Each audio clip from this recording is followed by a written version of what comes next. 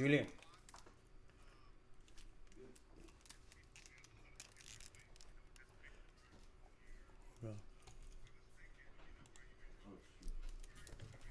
There it is. Let me see.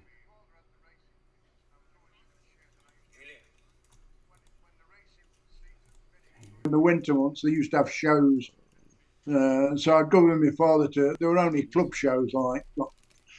But I remember picking a cock out one day, my dad's in the loft, and he was basketing the pigeons to go to a show, and it got second prize. A big checker cock got the second prize, and when I had pigeons of my own, I always wanted my own family of pigeons. A family of pigeons was important to me. The reason a family is important. All right, we got the audio ready. If you've got a tight family of pigeons, they should all have a similar wing action, and they should also have a similar constitution, so they'll manage on the same amount of food. If you've got Heinz variety, they all want different amounts of food. It's a pain, and type wise, I think what it is, it's whatever pleases you. But I can look at my pigeons. If you painted them all black or all white, they'd all look the same, exactly the same, without a shadow of a doubt.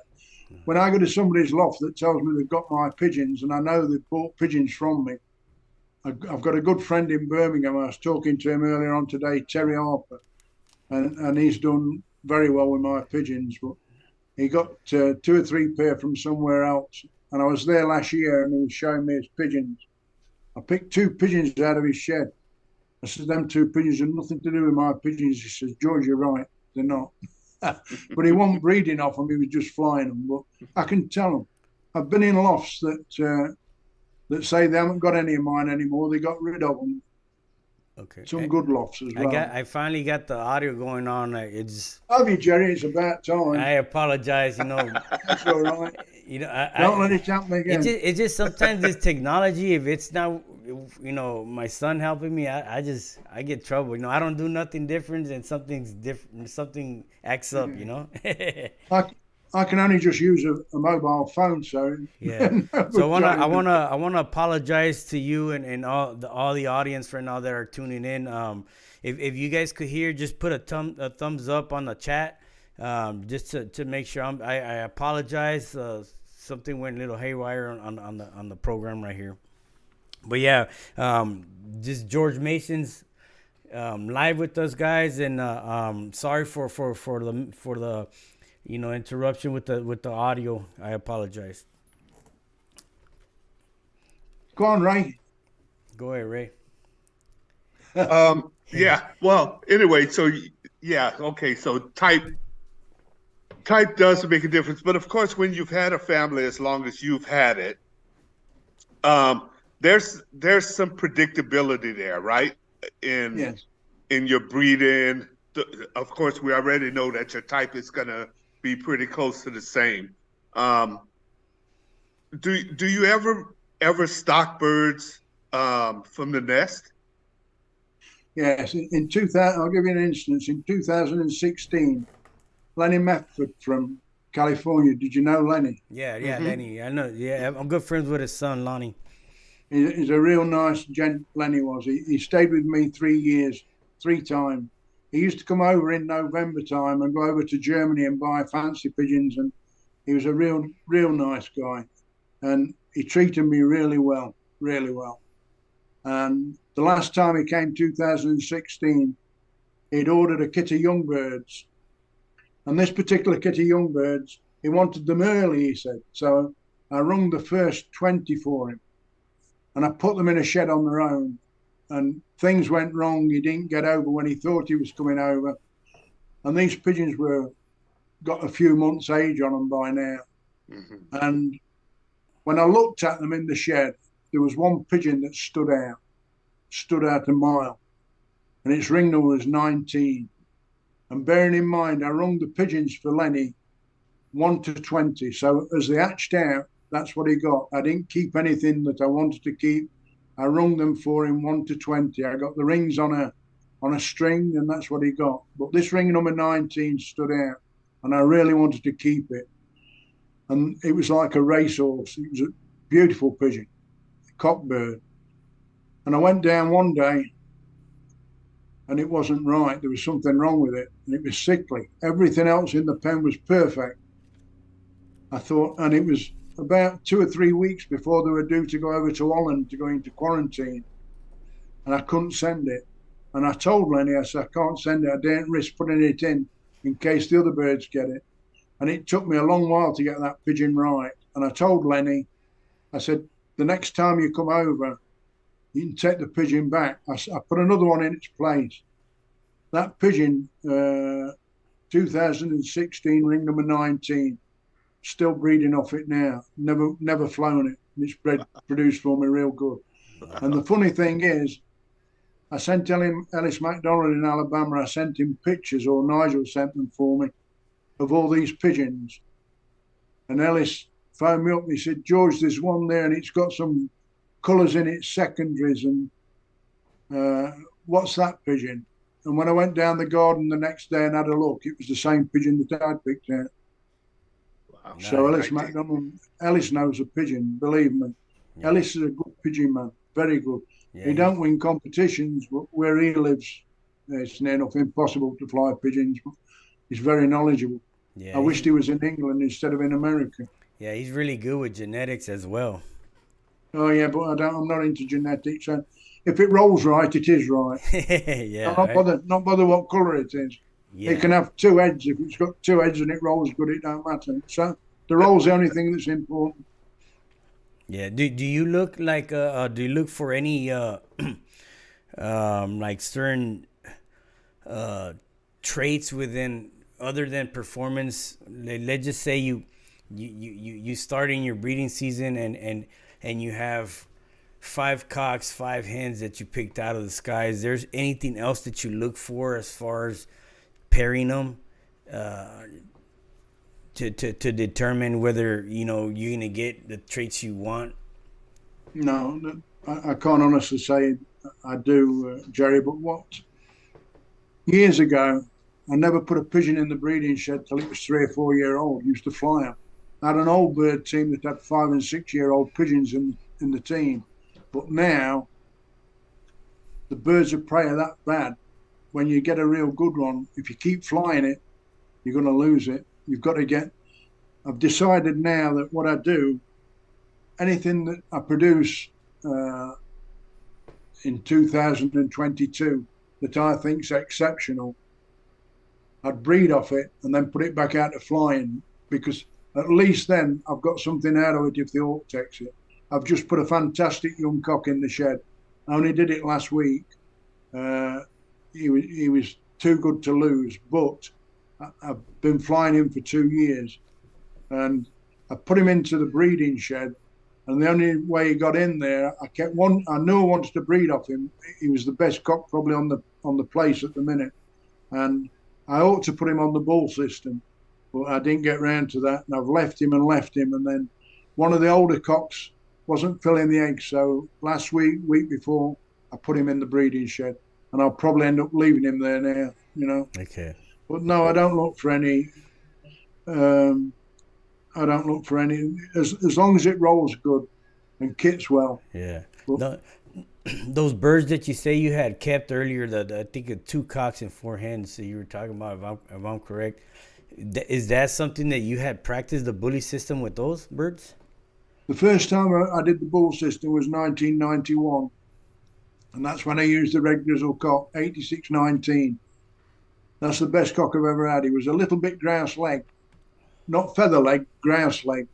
Mm-hmm. But anything I get now with feathers on its legs, if I pedigree it back, it goes back to that cock. But I loaned that cock to Abdul in Vancouver. Well, he was in Vancouver. I lent him that and a black mottle hen.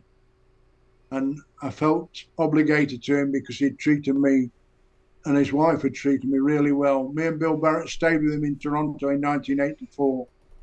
And then I visited him again when I went over with Bill Barrett. We stayed with Montenegro for a week, and we visited Abdul in Vancouver. And then when I judged one of the big flyers, Abdul flew in the competition when I was with Graham Dexter in Vancouver. We stayed the night with him there. He'd been real good to me. And when he he got on the phone and he wanted to know which was the best pair of pigeons I got. And it was the red grizzle cock and the black mottled hen. He said, would I lend them him? I said, how can I lend them? Yeah, how are you going to, you know? He said, well, if you send them out, I'll send them back to you. I promise you. And after 12 months, after he'd been breeding off them, I phoned him up and he said he'd only got 3 youngsters out on, could he keep them another season? I said, no, I need them back. My best pigeons, I need them back. He said, how am I going to get them back? I said, the same way I got them there. Yeah. Anyway, and then he phoned me up and said that he was putting the hen in a basket and it got out. He was putting the hen in a basket to send it back and it got out. And I told him to send the cock to Ellis MacDonald in Alabama, and he sent Ellis the cock, and it never fertilised an egg again. That didn't. And the black mottled hen that got out the basket in Vancouver, I got a phone call from Reinhard Wagner in Toronto some weeks later and asked me about the black mottled hen. He said, I think I might be able to get it for you. Now that's from Vancouver to Toronto. So how the hell's it didn't fly from Vancouver to Toronto?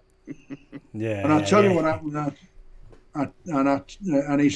Reinhard said, I'll get it back to you in the next 12 months. I said, you get it in a box as fast as you can. I don't care how much it costs.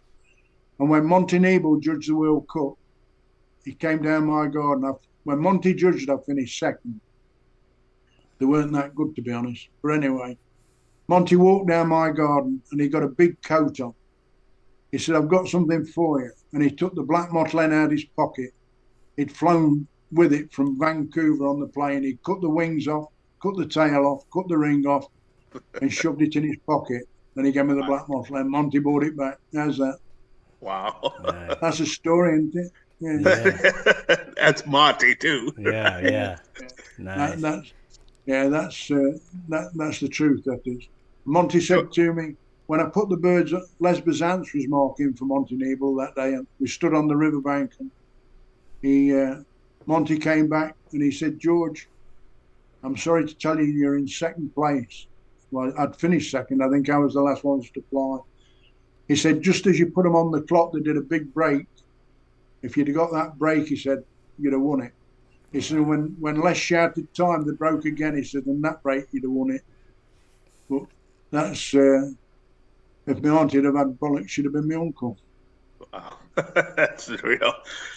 George, can you tell us, I'm sure everybody wants to know this, can you take us through your process of, choosing a bird to put it into the stock loft to the point where you get it, the babies out and flying? What is your process for that? Obviously, I need to know how good the pigeons are rolling. But before I breed off them, I set the pedigrees out for them pigeons and study the pedigrees. I spend a lot of time studying the background of the pigeons. The more good pigeons there are, the more there aren't many good pigeons. But the best pigeons that you've ever had, you remember them. It'll only be a handful. You know what I'm saying? It won't be loads of pigeons, even when you've had them a lot of years.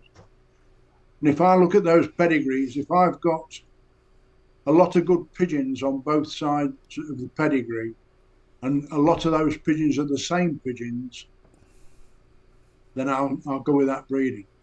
Obviously, I know how it's performing as well.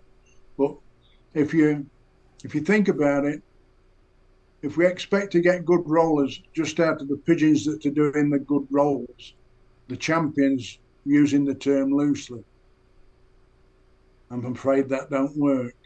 Mm-hmm. A lot of the times, it's the brothers and sisters to the champions or so-called champions that produce better than the ones that actually perform. But you've got to know your pigeons. That's why that pigeon I was sending to Lenny, I knew by looking at it, but I couldn't explain to you what I saw in the pigeon. I can't explain that. Mm-hmm. In fact, this year, for the first time, I've decided I'm going to select 6 young cocks and 6 young hens before I let them out of the pen. They're not going to go out of the pen. And I'm going to put them 3 cocks and 3 hens separate and breed off them next year and see how they perform. see how I get. And I'm confident I can produce rollers out of that. So on how you say that it's something that you can describe or say, but when you see that bird, is that a typical type of bird that you see on your best performers? Like, I mean, the birds that you selected, is that something that the majority of those birds have? The look to it, the style to it? Jerry, I honestly can't tell you what it is. I see in the bird, I can't tell you. I mean, when Penson talks about expression, I mean, what's expression? Perhaps the fact that I've been looking at them for that long. I just see something in them. I don't know. If I could tell you, I would, but I just don't know. I don't know what it is, mate. Okay. We got Rick Shaning. Sorry about that, Rick. Rick Shaning just asked George how his family differs of today from the birds of the early 90s. For example, the ones Ellis McDonald distribute to Jimmy Sherwood and others. Well, we'd all like to think that the pigeons are better now than they were 10, 20 years ago. What I can tell you is I have more good pigeons now than I've ever had, without a shadow of a doubt. The thing that spoils it for me is the location. And my location, when people come, they think it's a fantastic place to fly pigeons because there's fields all around me and there's a river in front of me. But the southwesterly wind, which is a prevailing wind, shoves them downriver. And when the pigeons are flying, the pattern that they fly in that wind, I don't mean strong wind, when they're flying downriver on that southwesterly, they turn onto the right wing. So they come round onto the right wing and they get 3 parts of the way round and then they drop back on the left wing. If they come all the way round, they'll break. That's on a southwesterly. And I'm not telling you this to brag about it, but to prove a point. I think it was in 2006, I won the National Old Bird, the All England Old Bird and the Midland Old Bird with the same kit of old birds. And every time I flew them, they flew up the river. I'd got north-northeast in the wind. And the pigeons fly a different pattern, a pattern that's more conductive to rolling. If I could get that all the time, and that's what some people have got, but people never look at location. The location's nothing to do with how many sparrowhawks or peregrines you've got. The locations is your location. If I had a better location, my pigeons flew. If my prevailing wind was north-northeast, I'd do a lot better than I do now. Location's the big thing. I can name a lot of people. You know, Les Bazance is one of the best roller flies in England. You need to get Les on this. You get in touch with Les and get him on this. Yeah, I'm gonna need your help with that one. He'll do it for you. Les will do it for you. Yeah. Now, Les has moved house. Les has always flown good quality pigeons, always, and flown some good kits. He moved house, not that far from where he was living, but when he moved house, and I went to visit him, and I said to Les, I said, Les, you must fly better kits here. He said, George, it's different altogether. He says, this is a fantastic flying location. Same pigeons. He'd only moved perhaps 2 miles or a mile from where he originally lived. But where he lives now, it takes some beating. Unfortunately, Les don't fly in competition that much because he gets too wound up on competition day. He gets real. It makes him sick, you know.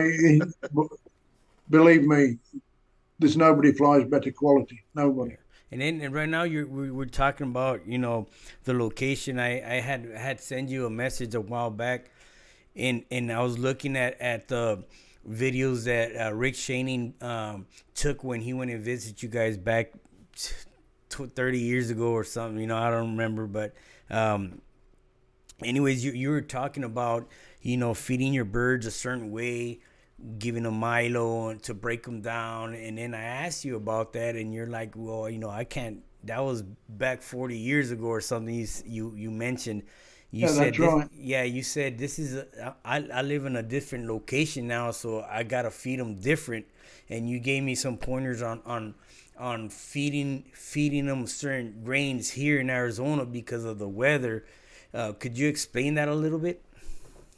Yeah, Jerry, I didn't move location, but over the years, when you talk about having them for nearly 60 years, you change, you know what I mean? Everything changes. Okay. A long while back, I used to sell pigeon feed. I sold pigeon feed for 10 years, all the Belgian grains. And Bob Brown came with Bill Barrett one day, and I put a fantastic kid of pigeons up, and Bob Brown was the best that's ever been. And Bob said, "What are you feeding these on?" I said, "Just straight red Darry, week in, week out." Bob went back. Bob changed onto that red Darry. I don't know how long he kept. Bob would do it for a while then. But now, my feed now, and for the last few years, has been 3 parts wheat, 1 part Milo, or red Darry, whatever you want to call it, and 1 part barley. Now, if you give your kit of pigeons that feed, especially in places like California and Arizona where you are, where it's really hot, they don't want any of them peas and corn, popcorn, maize. And I've seen what you feed when I've been over there. It's crazy. I don't understand it. But if you use 3 parts wheat, 1 part Milo, and 1 part barley, when you give your team of pigeons that feed, let's say it's a baked bean tin. I mean, the baked bean tins are a bit smaller now than they were, but roughly a baked bean tin. When you feed your flying team that, if they leave any of the barley, give them 1/2 inch of the measure of the tin less the next time you feed them, and carry on doing that until they clear it all up. That way, you've got a chance to get a team of pigeons that are all the same. They'll all be in the same body condition. That's the idea, you know. Yeah, you're, But you're if not you've been, guessing. You're not guessing. You're giving them right where they at. but if you're feeding them on anything, see, in America, they say, "Oh, I'm feeding them 14%." That don't mean nothing to anybody in England because they don't put that on the corn bags. We don't know what you're talking about. So, but if it's got peas in it or popcorn maize or tares or anything, we never feed that. When you say never, occasionally I could chuck a handful of foreign finch, which is canary and millet, but that's on a rare occasion. That's not every week or every month. That's rare, you know, depending how the pigeons are doing. But that feed's the best feed, and especially in the climate you've got in. Same in South Africa, in around Johannesburg. The weather conditions are nice there all the time. And that's the other thing, you've got an advantage over England, a big advantage. When you're training your pigeons in California, every day you get up, the weather's more or less the same every day in, day out. Must be lovely to train pigeons in that. You come to England, it'd be snowing 1 minute, sun shining the next, and blowing a gale the next. I mean, yeah, I remember talking to Jerry Higgins, and Jerry said he gets a wind occasionally comes through, but it'll come in at 10 o'clock and it'll be gone by 2 o'clock. But he even knows what time it's going to blow through. I mean, that's crazy, isn't it? Yeah, that's crazy. Now going to your breeders, what do you say would be the amount of breeders that one should look into just handling? Like, where's just enough and where's too much? You know, like to keep that nucleus in a family. Explain that again. Okay, like Jerry. How many breeders would you say is enough to work with to create a family with a good nucleus, a good, you know, chemistry with it? What's too much? What's too many breeders and what's just right? Well, you can't, it's no good breeding more pigeons than you can manage. No, it's no good breeding 4 teams of pigeons if you've only got time. If you're working 8-9 hours a day, it's no good having 4 kits of pigeons to fly if you've only got time to fly 1.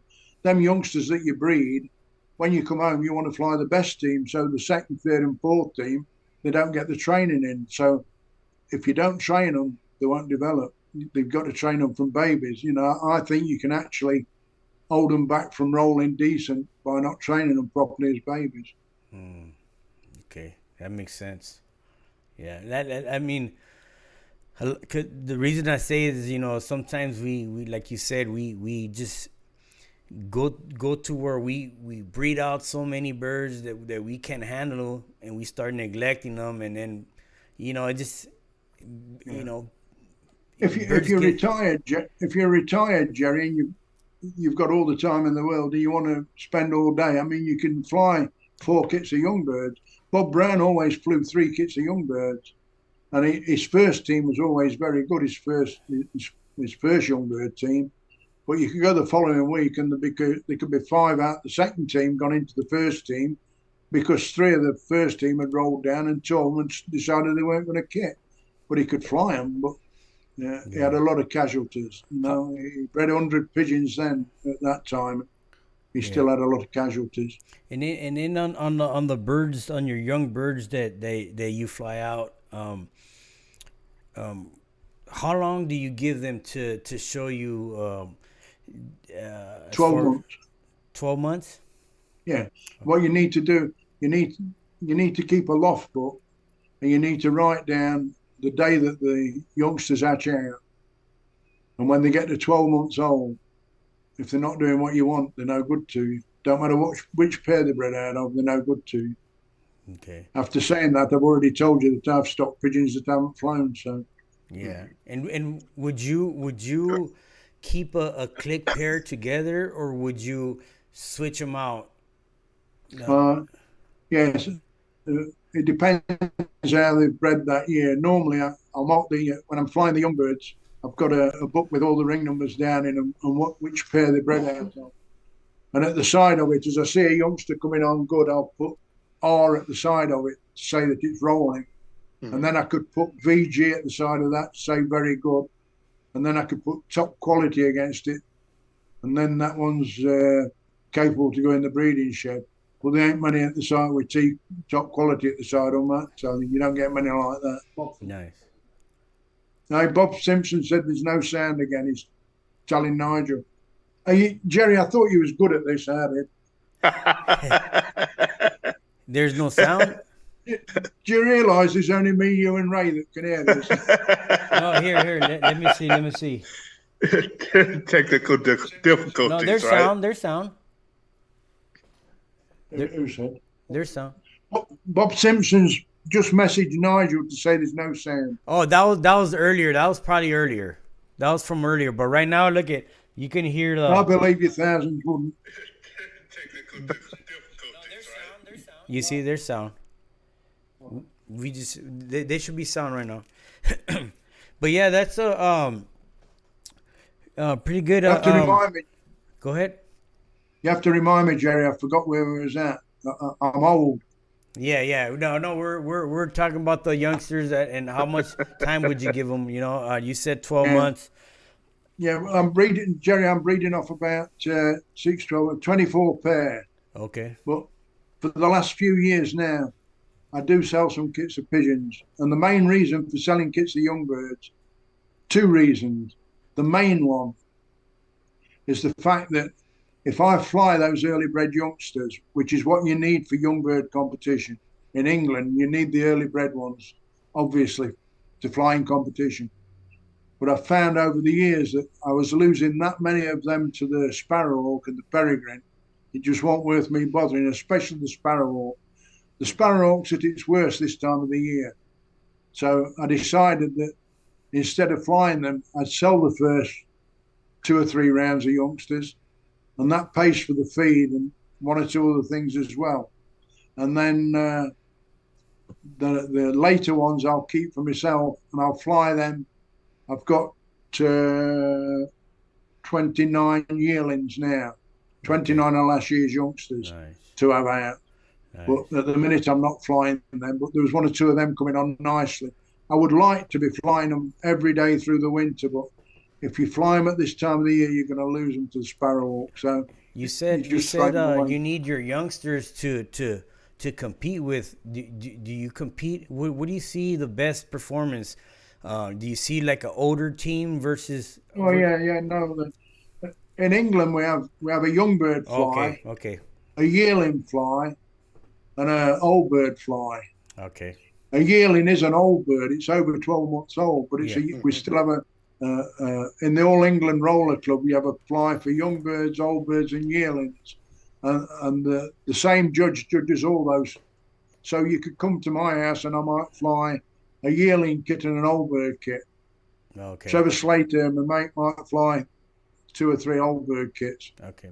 Yeah. For those of you that are tuning in, we had a little kind of mess situation where I had lost the audio, or I didn't have the audio from the beginning.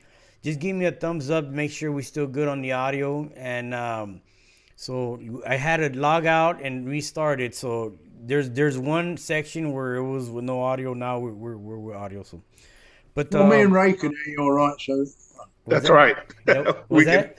We can hear you. Okay, yeah, that and I'm recording that, so if anything, we could post this later. So, yeah. So, but do you ever look into like okay? So when you breed and select these birds, I know that your family of bird and out here in the States, they always say the English birds. They're more of a shallow but break big, okay, versus birds that are out here in the United States for a very long time. People will be interested on the nice, deep, fast birds. What was it that? Sorry. What was it that you guys or that you did to make a family of pigeons have that chemistry where they all bust at the same time? What was there that made that? Could you frequency? Yeah, the 2 cocks that I used on the ball system were frequent. The red grizzle cock, 1978, 19 or whatever. That red grizzle cock was very, very frequent. He was not only top quality, but he was very frequent. The one that I put on the ball system in 91. The checker ball cock that I used in 1992, 1979, ring number 48. He was the best cock I'd got because I'd already sent 1986-19 out to Canada. Mm-hmm. So the following year, 1992, I used ring number 48, and he was the best cock I'd got. He got the frequency. He ain't quite got the quality that ring number 19 had. But ring number 48, I produced quite a lot out of him as well. And he was one of those pigeons. He turned up and he looked more like, he got a head on him like a show roller. He got a lot of back skull, and he got a real good lift off his wattle. His head shape was something different. He was just a one-off, but he was an excellent roller. And it was that ring number 48 that put the type on the pigeons more than anything. It gave them a nice appearance. If you look at them in a show pen, if I put them in the show pen, they stand out. They're like a miniature racing pigeon. That's what they look like. Yeah, nice. Yeah, I had Rick Shaning on here as a guest, and he was talking about he uses what he calls a dummy pigeon. It's pretty much the same, a bird that just goes right up, so frequent. And I was always told, you want to stay away from those birds, you know what I mean?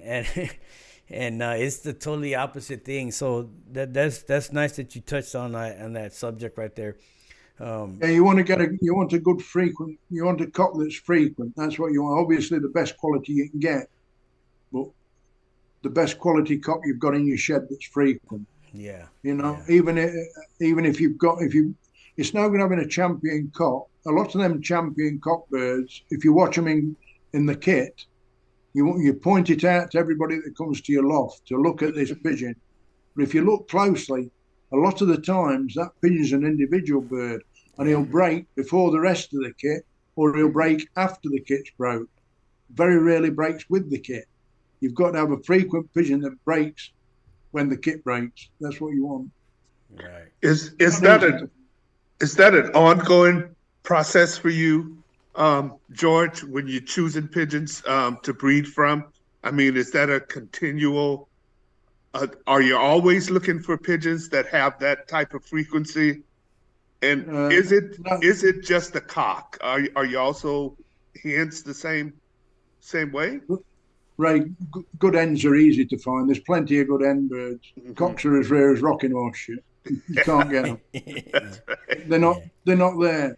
People that tell you they've got a shed full of good cocks, when you go and watch the kit, their good and my good's two different goods. You know what I mean? Yeah. If I lived in California and I'd go around the Fliers, and if you could spot a cock bird that was frequent and top quality, mm-hmm. obviously the man wouldn't want to sell it. But what you could do, you could offer him $200 to borrow that pigeon after he'd finished breeding with it or flying it. Yeah. You could offer to borrow it for 2 months.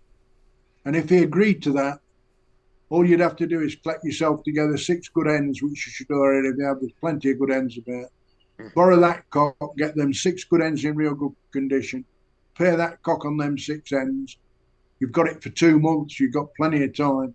You can get 6, you can get 24 youngsters out of them 6 hens with that cock in no time, and in that 2 months, because you could run the eggs under feeders if you do it properly. Yeah. You know, and you're away then, because all them youngsters will be half brothers, half sisters. Yeah, half brother, half sisters. On that. That's what you think that there is a good way to keep that chemistry as far as the break all in the same time. They're so tight. Yeah. Yeah. That's kind of similar to what I'm trying out this year. I'm doing the bully just to try to breed half brother, half sisters the following year, or whenever I could see the selection that I need. You know. You're doing the bull system, are you, Jerry? Yes, I am. Yes. How are you doing that? Good. I mean, so far, you know. I mean, how do you do it? How do you work it? So I have a nest box on the top, nest box on the bottom, and I just switch the cock in the morning, and then in the evening when I get home, I'll switch it back. So I'll switch them back and forth every day. And but what I did is I went ahead and paired one hen, let her lay, then I pair the cock to the other hen, so give it a distance, because it's kind of hard to do it with the babies at the same age, you know. Mm. So I mean, it's working good. I'm working with 3 cocks right now, doing that to two different hens, and it's so it's working. So what I'm aiming to do is selecting the very best out of that and breed half brother, half sisters, you know, and go forward to create something out of that. But it's you create your own family of pigeons, then, you know. Yeah. Now, do you ever look at like a feather quality? You know, there's a lot of talk about a soft feather, hard feather. Oh, they've got to have good feather quality. If I had a pigeon that won't matter how good a roller it was, if it ain't got good feather quality, I won't be keeping it. It's got to have good feather quality. They want good cover feather. Any flying pigeon needs good cover feather, so the feather should go over its back, over its rump. Them that are bare backed are no good to me, and them that are poorly feathered are no good to me. I don't breed many pigeons like that, very few. Yeah. The feathering on my pigeons is very good. It's silky feathering. Nice.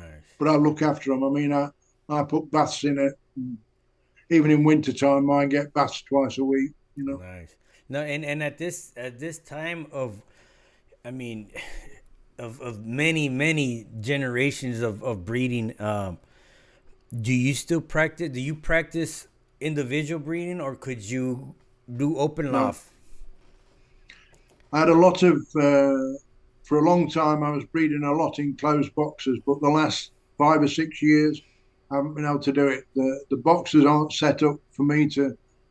They were low down on the floor, and I can't. I've just had a knee operation, but prior to having this knee operation, I was struggling to get down on the floor to clean them out. So I've had to. My pigeons are now on the colony system.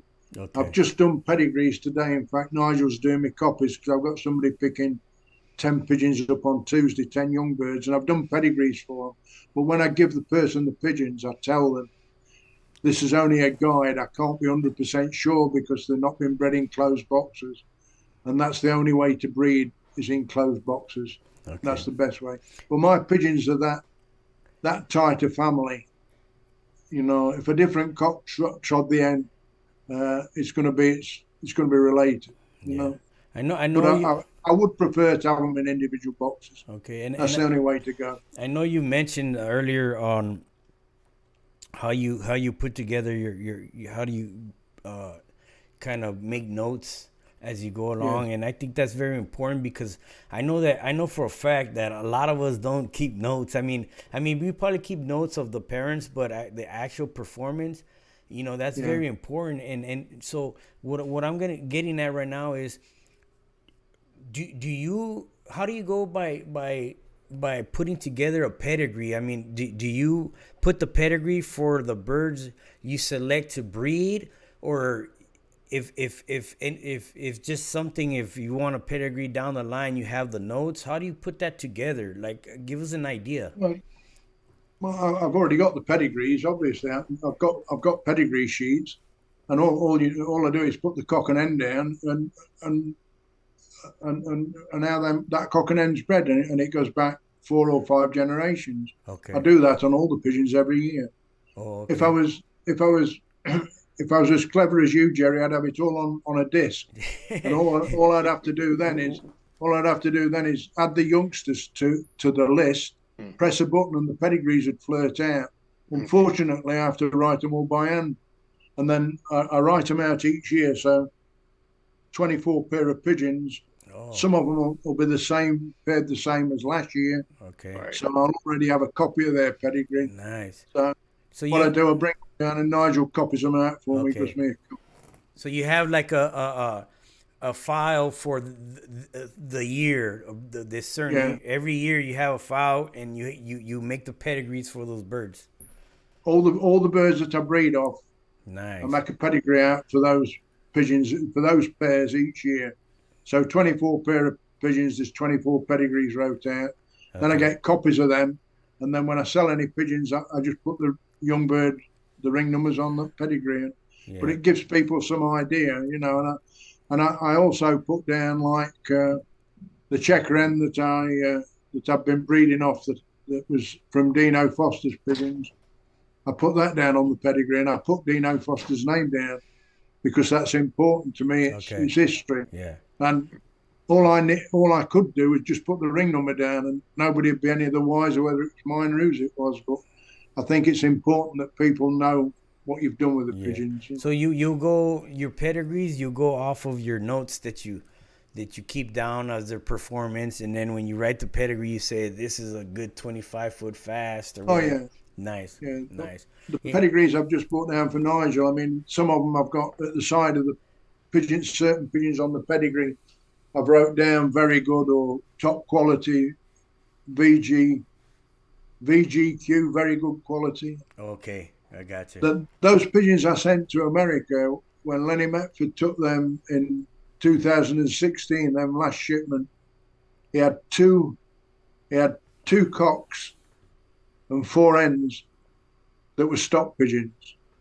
They were the best I got, but they were 8 and 9 year old.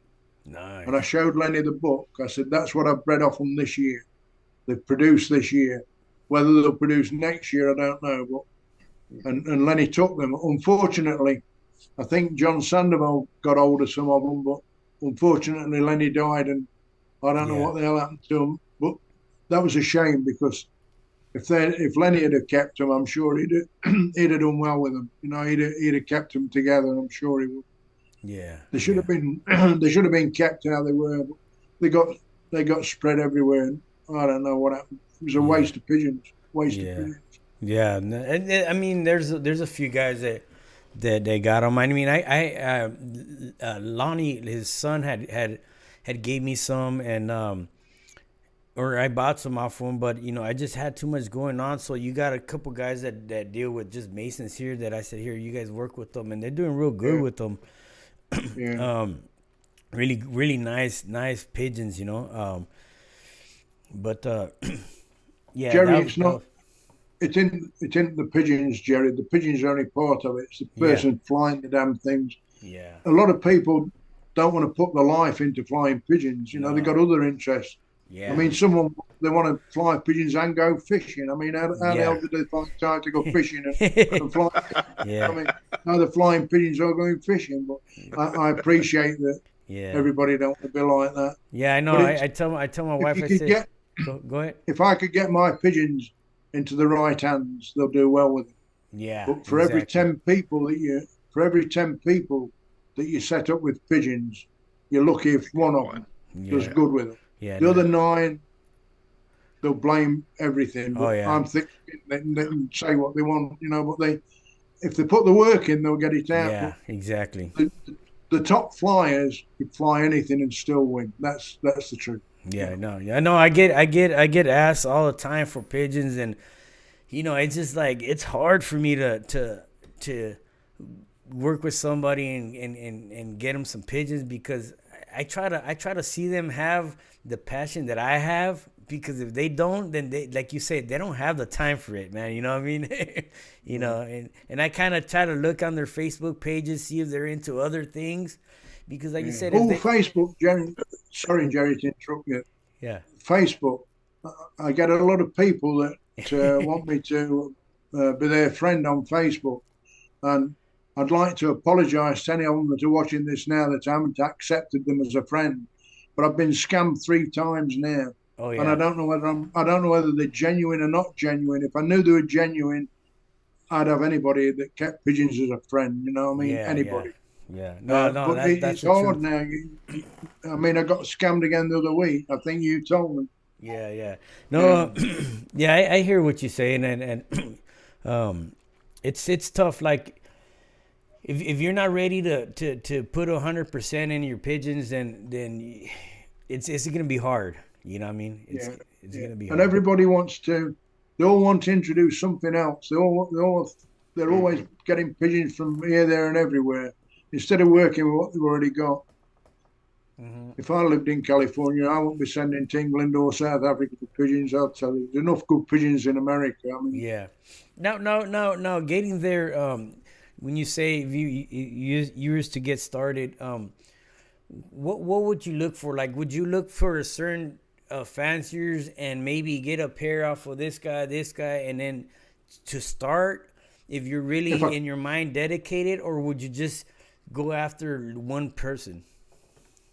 No, I'd do my own work. I'd go around the flies and I'd watch. I mean, I know pigeons. I know where to go if I went to America. If I went to California to live, I'd know where to go for pigeons. But what I'd look for was that one good frequent cock, and then I'd collect half a dozen decent hens, then you'd be away.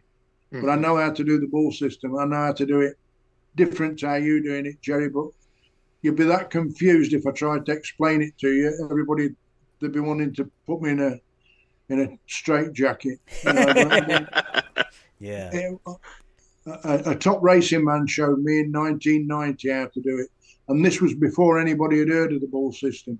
None of the racing magazines in England or anywhere else talked about the ball system in 1990. Yeah. This was a top racing man. He was recognised as the best working class racing man in England. Arthur Beardsman, fantastic pigeon man. He'd forgot more than I'll ever know. I wished I could have. He lived in Birmingham, and if I'd have been in striking distance of his house, whatever pub he went to at night time for a pint, I'd have been standing there waiting for him to come in. I'd have bought his beer all night just to talk to him.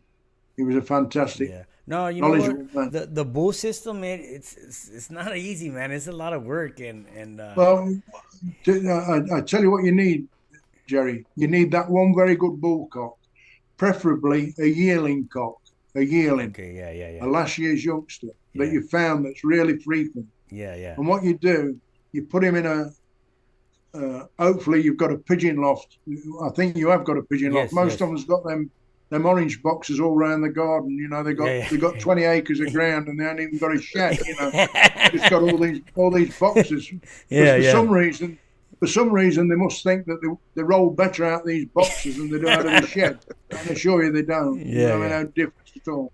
But so if you can find a real good frequent cock, preferably a yearling cock, and then you never ever let him tread ends, only the ends that you want him to tread on the ball system. And the following year and the year after that, if you're still using him, he'll get better at it. But you keep him in a box in the pigeon loft, something about as big as a fly box. And then you want 6 ends. And these 6 ends are your best 6 ends. And you pair them 6 ends to the best 6 cocks you've got, other than the bullcock. But the boxes that you're breeding in, you need the end one side, you need 2 doors on your breeding box, plus a dowel partition in between. Right.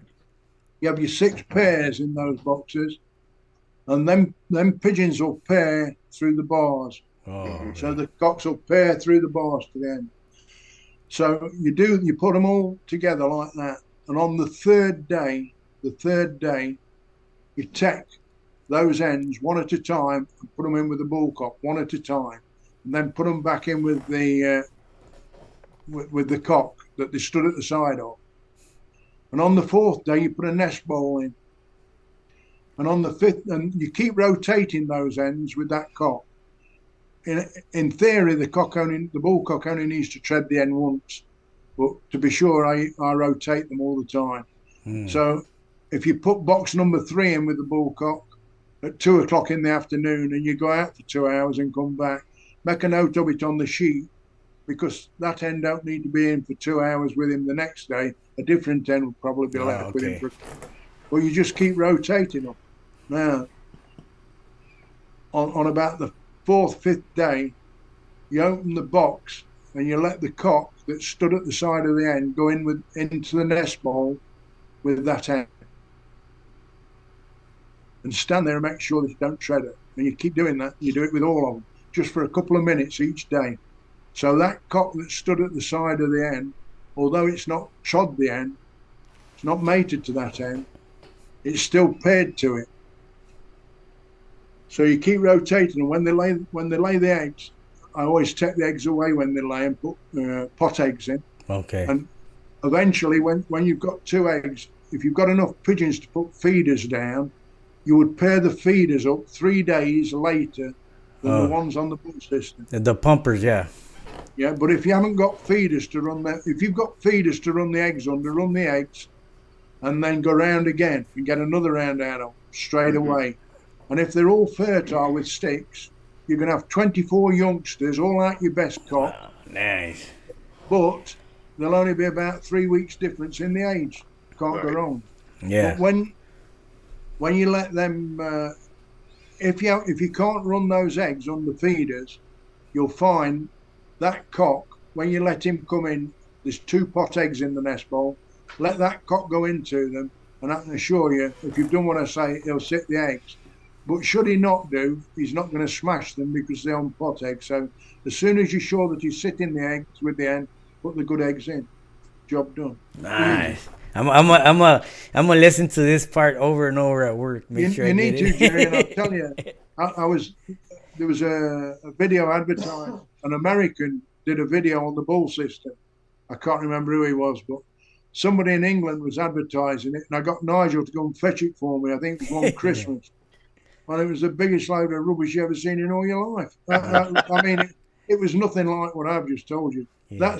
That man that told me was the best racing man in England. Yeah. Without a shadow of a doubt. Yeah, I got that from Rick Mee. Rick Mee's the one that introduced. But who told Rick Mee? Do you know? Yeah. Do you know who told Rick Mee? Oh, okay. You did. There you go. You did. Yeah. When Rick Mee came over with Joe Bob Stooker, didn't know nothing about the bull system. Never heard of it. No.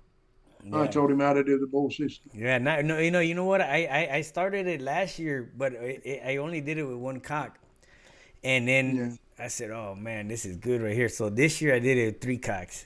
So yeah, but how you do it. Go ahead. You do it the way I told you. That's what you need to do. Yeah, and how long? Okay, after you have your half brother, half sisters, and you're doing that mating. how far would you continue that? Would you keep on going that generation Jerry, to generation? Jerry, if you do that bull system with that one cock and 6 hens, and let's say you get 24 youngsters, you run the first round of eggs, and you get 12 in the second round, you got 24 youngsters. Obviously, there'll be odd ones that don't hatch, but let's say you've got 24. So you fly them 24 youngsters, fly them hard, twice a day. You always fly youngsters twice a day until they start to roll. Once they start to roll, you fly them once a day. But when you're flying them 24 youngsters, at the end of 12 months or 10 months, anything that starts rolling real fast, real good quality, pull it out straight away. Nice. You ain't going to fly that no more. Don't matter if it's only 3 months old.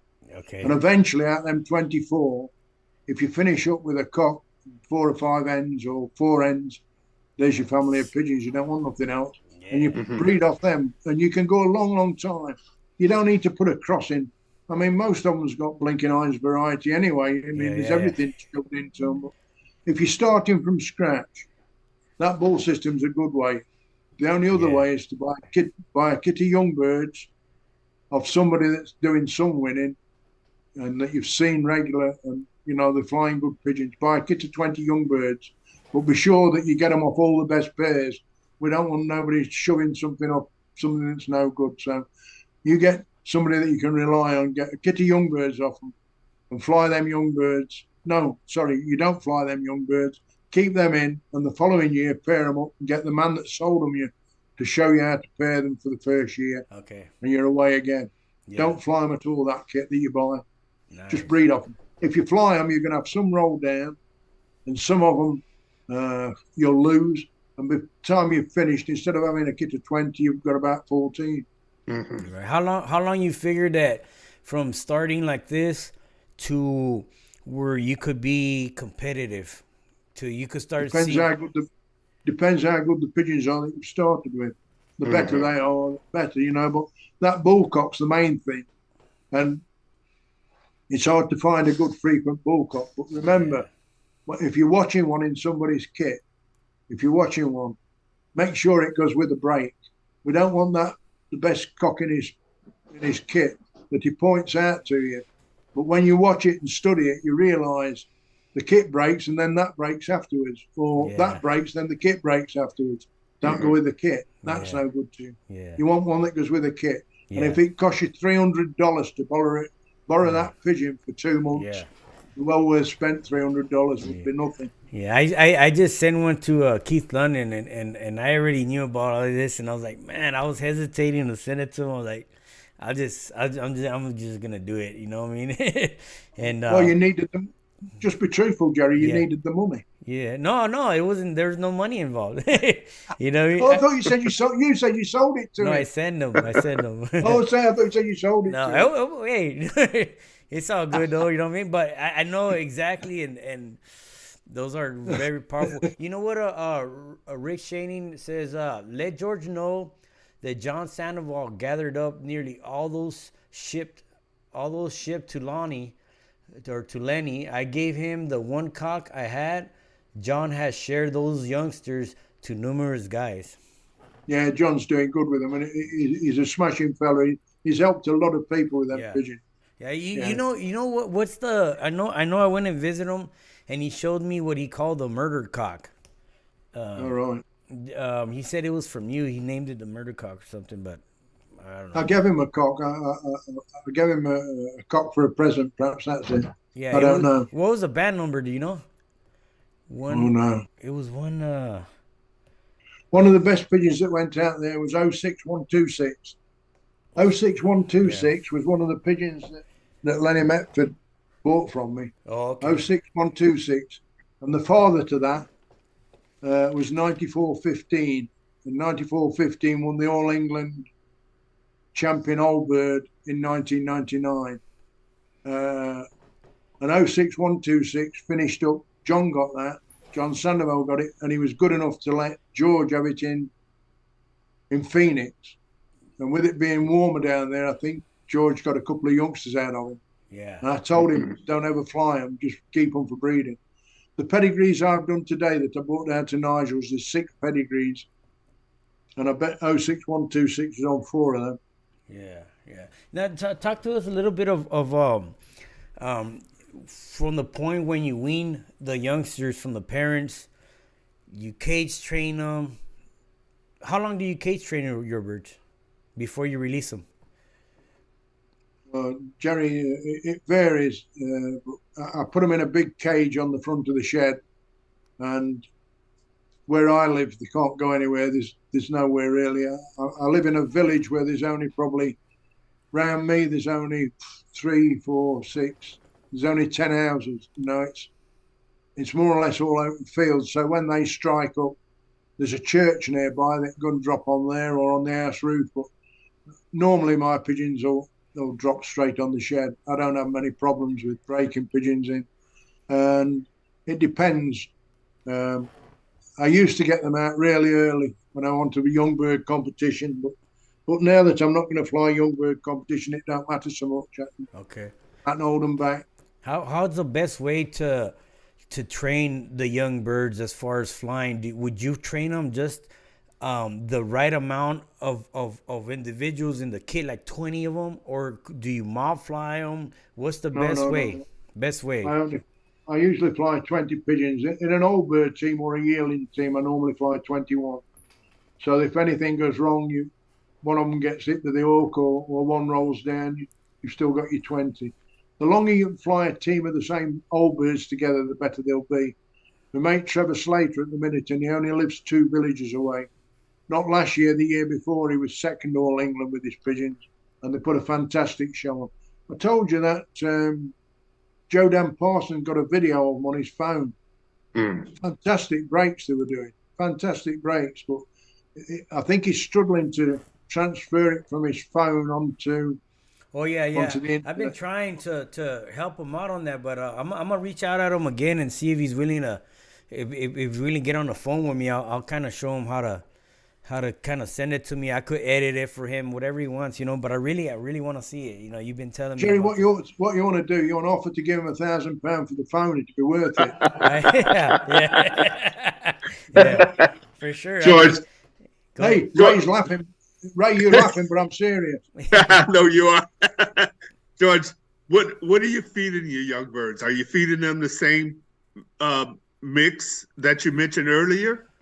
Yeah, once I've weaned them off, when I first move them out the breeding shed, I leave them in the breeding shed a bit longer now than what I normally do. I wait till they're out on the floor and perhaps up on a perch even, but then I move them into a place on their own. And for the first few days, they'll be fed on a mixture of all sorts of conditioned stuff, everything they want, a lot of good feed. I buy a lot of Belgian food that's expensive. I mean, they get everything, all the best. But eventually, I water that down until they're on wheat, barley and Milo. Then they'll stay on that then. Okay. You can't fetch your pigeons. You can't be feeding them on something with peas and tares and stuff in it, and then switch them down to that mix that I've told you, because they won't handle it.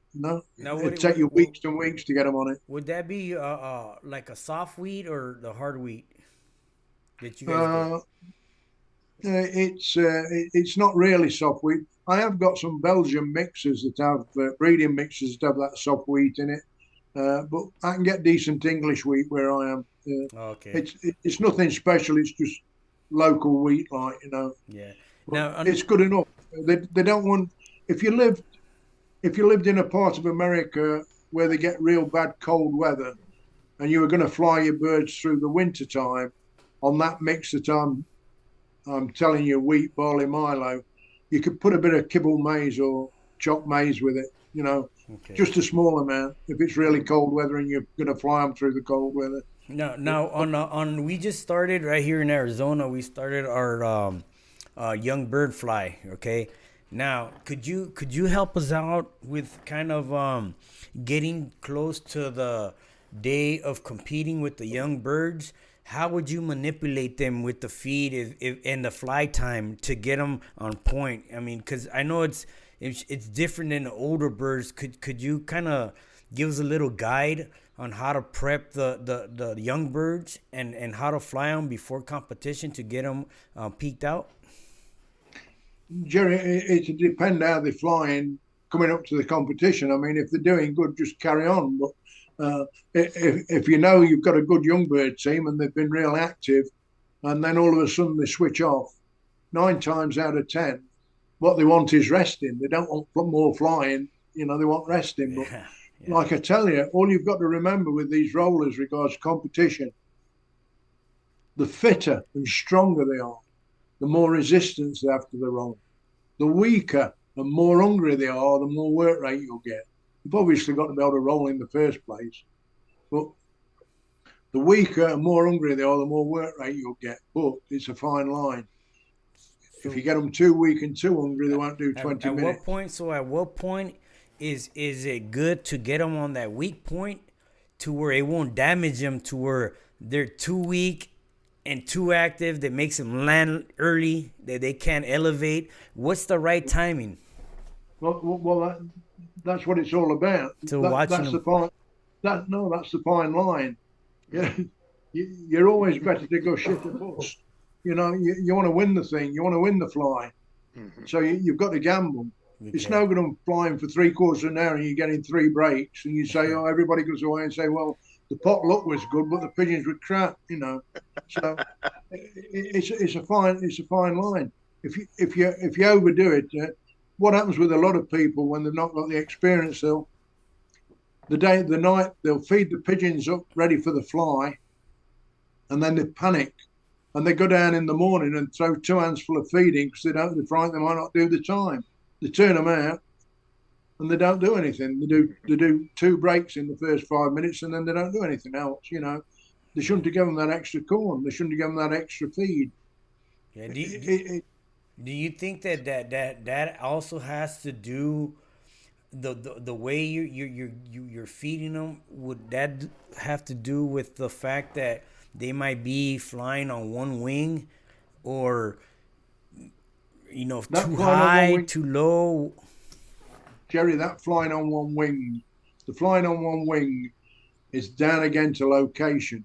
Okay. More than anything, it's location. The style that you kit flies, obviously feed plays a part in it, the pigeons play a part in it, but the biggest part is your location. If you've got a good flying location, your birds, you'll turn them out and you'll have more good flies than bad flies.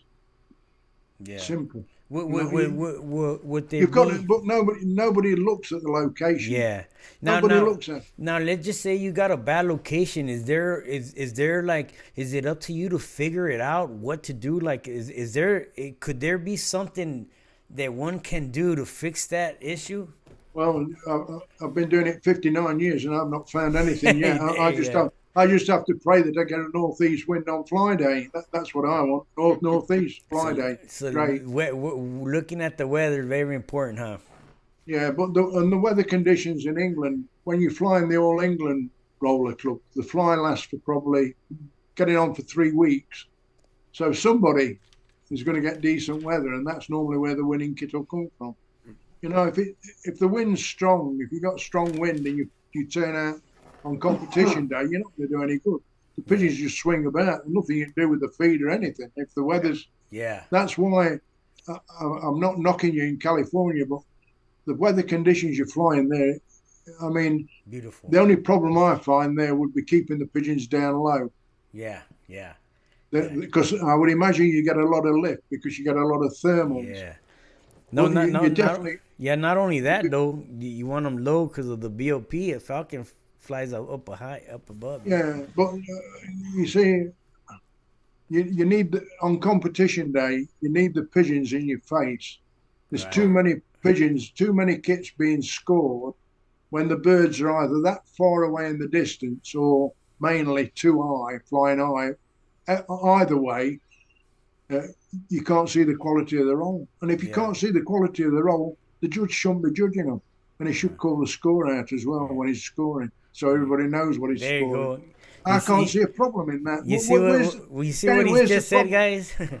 Where's the problem in that, Jerry? Where's the problem in the judge? I actually don't like it when they don't say it. They whisper. It's like, I want to know what you're seeing. You know what I mean? Yeah, but if you've got, some of the flies in America, they get a big following, a lot of people going around. Yeah. Well, if them people are watching the kit, unfortunately, a lot of them don't watch the kit. I think Yeah. they just go for the pot look, I think. Yeah. But if they watch it, if them lads are all watching the kit and someone travelled a long way to watch the kits, surely the judge could shout the blinking score out so that then people can watch it and they can see a break and they think, oh, 7. And the judge might shout 5 out or 9, but at least you've got some idea, whether you're anywhere near the judge, the judge's score. I hear a lot like, you know what, you got to leave the judge alone. You can't be interrupting and this and that. Well, no, that's the other thing. I mean, if the judge is prepared to shout the score out, you don't want a crowd of people. They can stand right at the side of me. I don't mind as long as they keep the mouth shut. What you can't have a crowd of people around you when you're judging if they're talking. Because it distracts you. Yeah, but they could hear you though, right? Yeah, but what you've got to do when you're judging a kit, you've got to concentrate hard. And it's the hard bit is sorting the wheat from the chaff. Because when a kit breaks, just because it looks like there's 12 pigeons gone in the break, it don't mean you're going to score 12 because half of them are just chasing the tails. Yeah. And if they're in a clear blue sky with the sun shining on them and they're to good height, they look fantastic to somebody that's not got experience. But you need the pigeons in your face. You need them low down. But George, I've heard that said a lot of times, especially from English and from the guys from South Africa when they talk about you want the pigeons in your face. What exactly do you mean by that? I mean, is there a specific height? Yeah. I mean, what would you say that? What we mean is, you want to be able to pick a pigeon out, So they want to be able to at the height that you can see them. You see the quality of the roll, and when you're watching a kit, when you see pigeons break, and sometimes they look fantastic. And what you want to look for is a kit that looks fantastic when it breaks coming towards you or going away from you. Them kits that look fantastic from a side view, and they do. I mean, mine are the same. They look better from the side than they do from the front or the back, because obviously from the front and the back, you're seeing both wings, but from the side you're only seeing one wing. And there's places where you go to judge, and the loft location is such that the judge can only stand in a certain position. And when that kit breaks, he sees them every time from a side view. The quality of them is going to look a lot better than the next fella he can move about and is watching them from all directions. Do you understand what I'm saying? Yes. So what would you say that height is? When you say in your face, 200 feet, 250. I've never thought about that. Let's say 5 stories. Okay, so I'll tell you what it is. I got a rule put in the All England Roller Club whereby when they're judging, if you can't see the wing beat, you can't see the quality. Right. So we've got to do that to give them some idea of what height they can actually watch the pigeons at and score them. But there's actually a time when the birds are still too high, too far away, and you can still see the wing beat. But at least if they stick to that, where if you can't see the wing beat, they're not scoring them. At least the judges, when they go round, they won't be frightened to take them off the clock and not score them because they're too far away, too high, or too far in the distance. So if you can't see the wing beat, you definitely can't see the quality if you can't see the wing beat. Yeah, I know over there in England, you guys don't look at outbirds, do you? Like you don't discipline the breaks. To be honest with you, until I went to America, I'd never heard of outbirds. I didn't know what they was talking about. I mean, who the hell would keep outbirds? I mean, but I'm not saying we don't get outbirds now. But let me tell you, if I'm flying a kit of old birds in competition, I might have a pigeon, I might have 2 pigeons go out the kit. But I can assure you, if they did that regular, they won't be in the kit. They won't be at Swarkston even. I won't be keeping them. I mean, obviously, there's times when pigeons will go out the kit.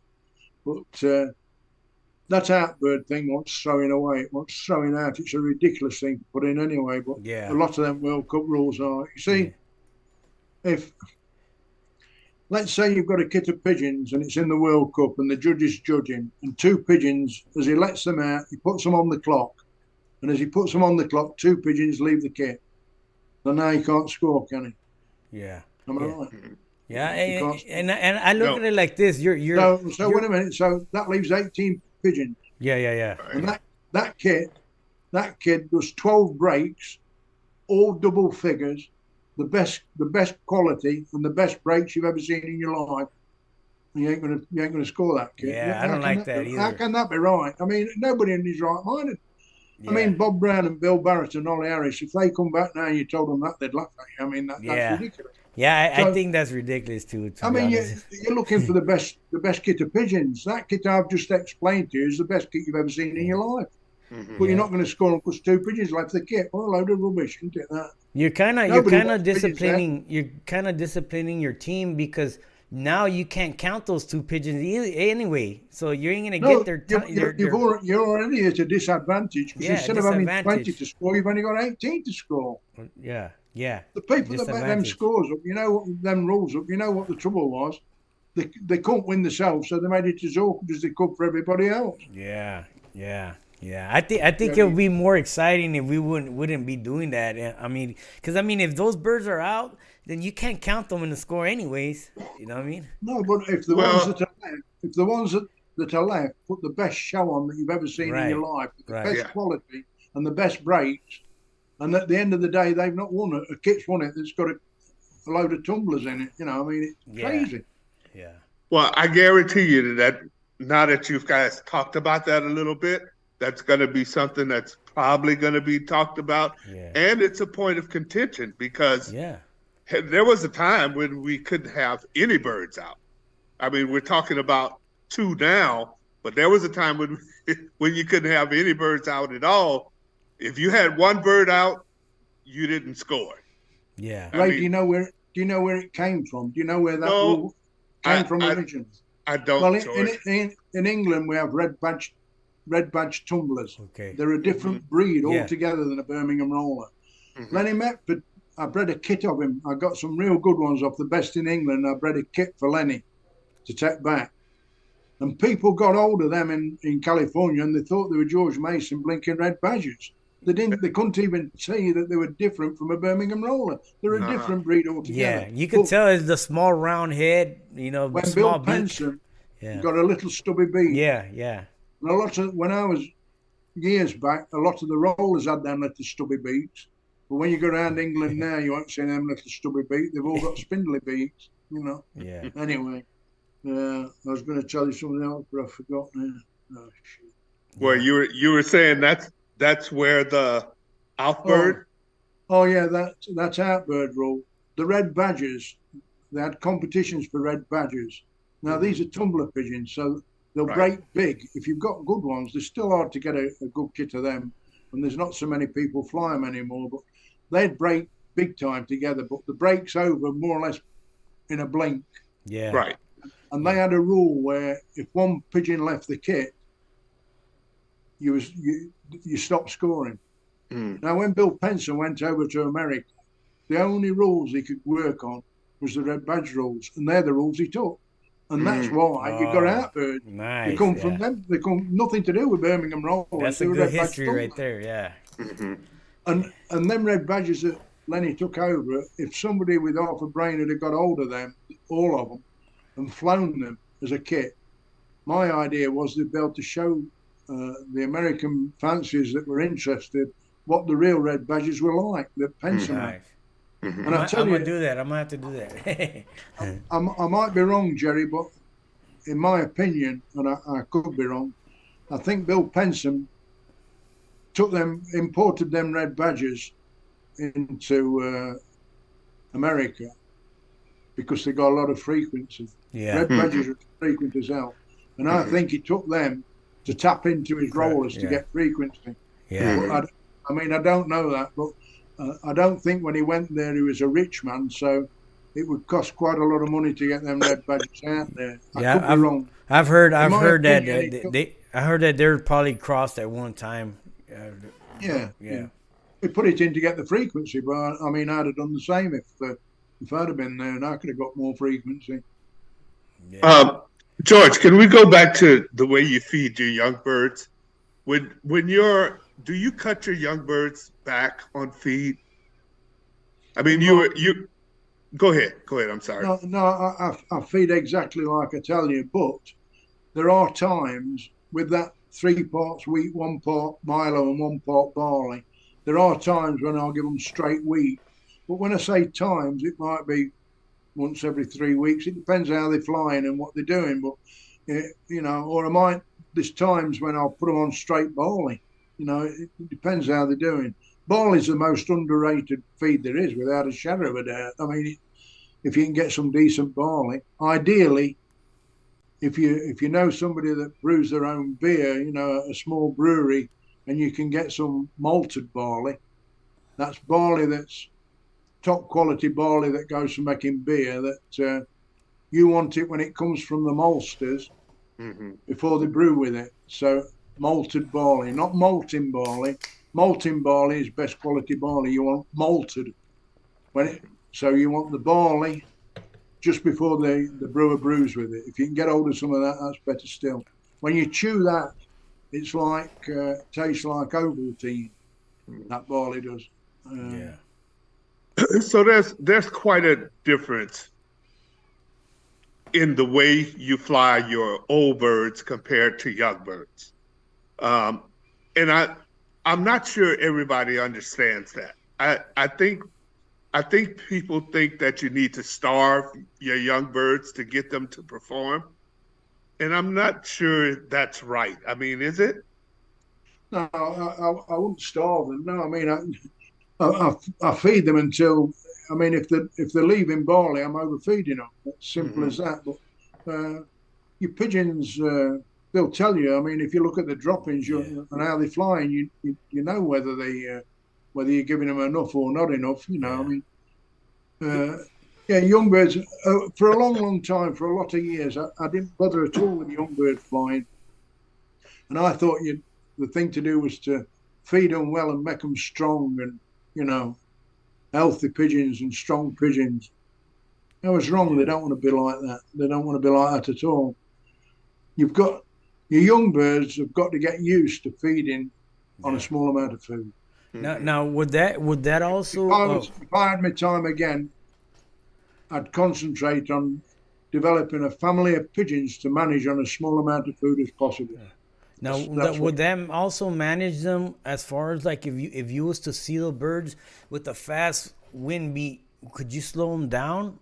Because I mean, everybody talks about they want the butterfly wing beat because they roll more. What do you think about that?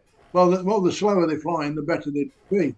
I mean, it's obvious when a kick goes out, if it's a bit windy and they're flying fast and they've got the neck right, the edge right in the collar, you know what I mean? And they're flying fast, they're not going to do anything at all. So, it's weather conditions that do that in England.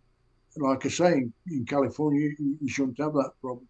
Yeah. Your only problem is keeping the birds down. Down, yeah. Does feed have something to do with fast flying? The speed of what they're on? Feed. Does feed have something to do with the fast flying, with the birds flying fast? No, I wouldn't think feeding, like you feed racing pigeons. I wouldn't think if you're feeding heavy, I don't think that'd help. I've never really had a problem with pigeons flying fast. I've had pigeons flying on one wing, but I know when I turn the birds out with the weather where I live, I know how they're going to fly. I've got a big weather vane up and I see where the wind's coming and how strong it is.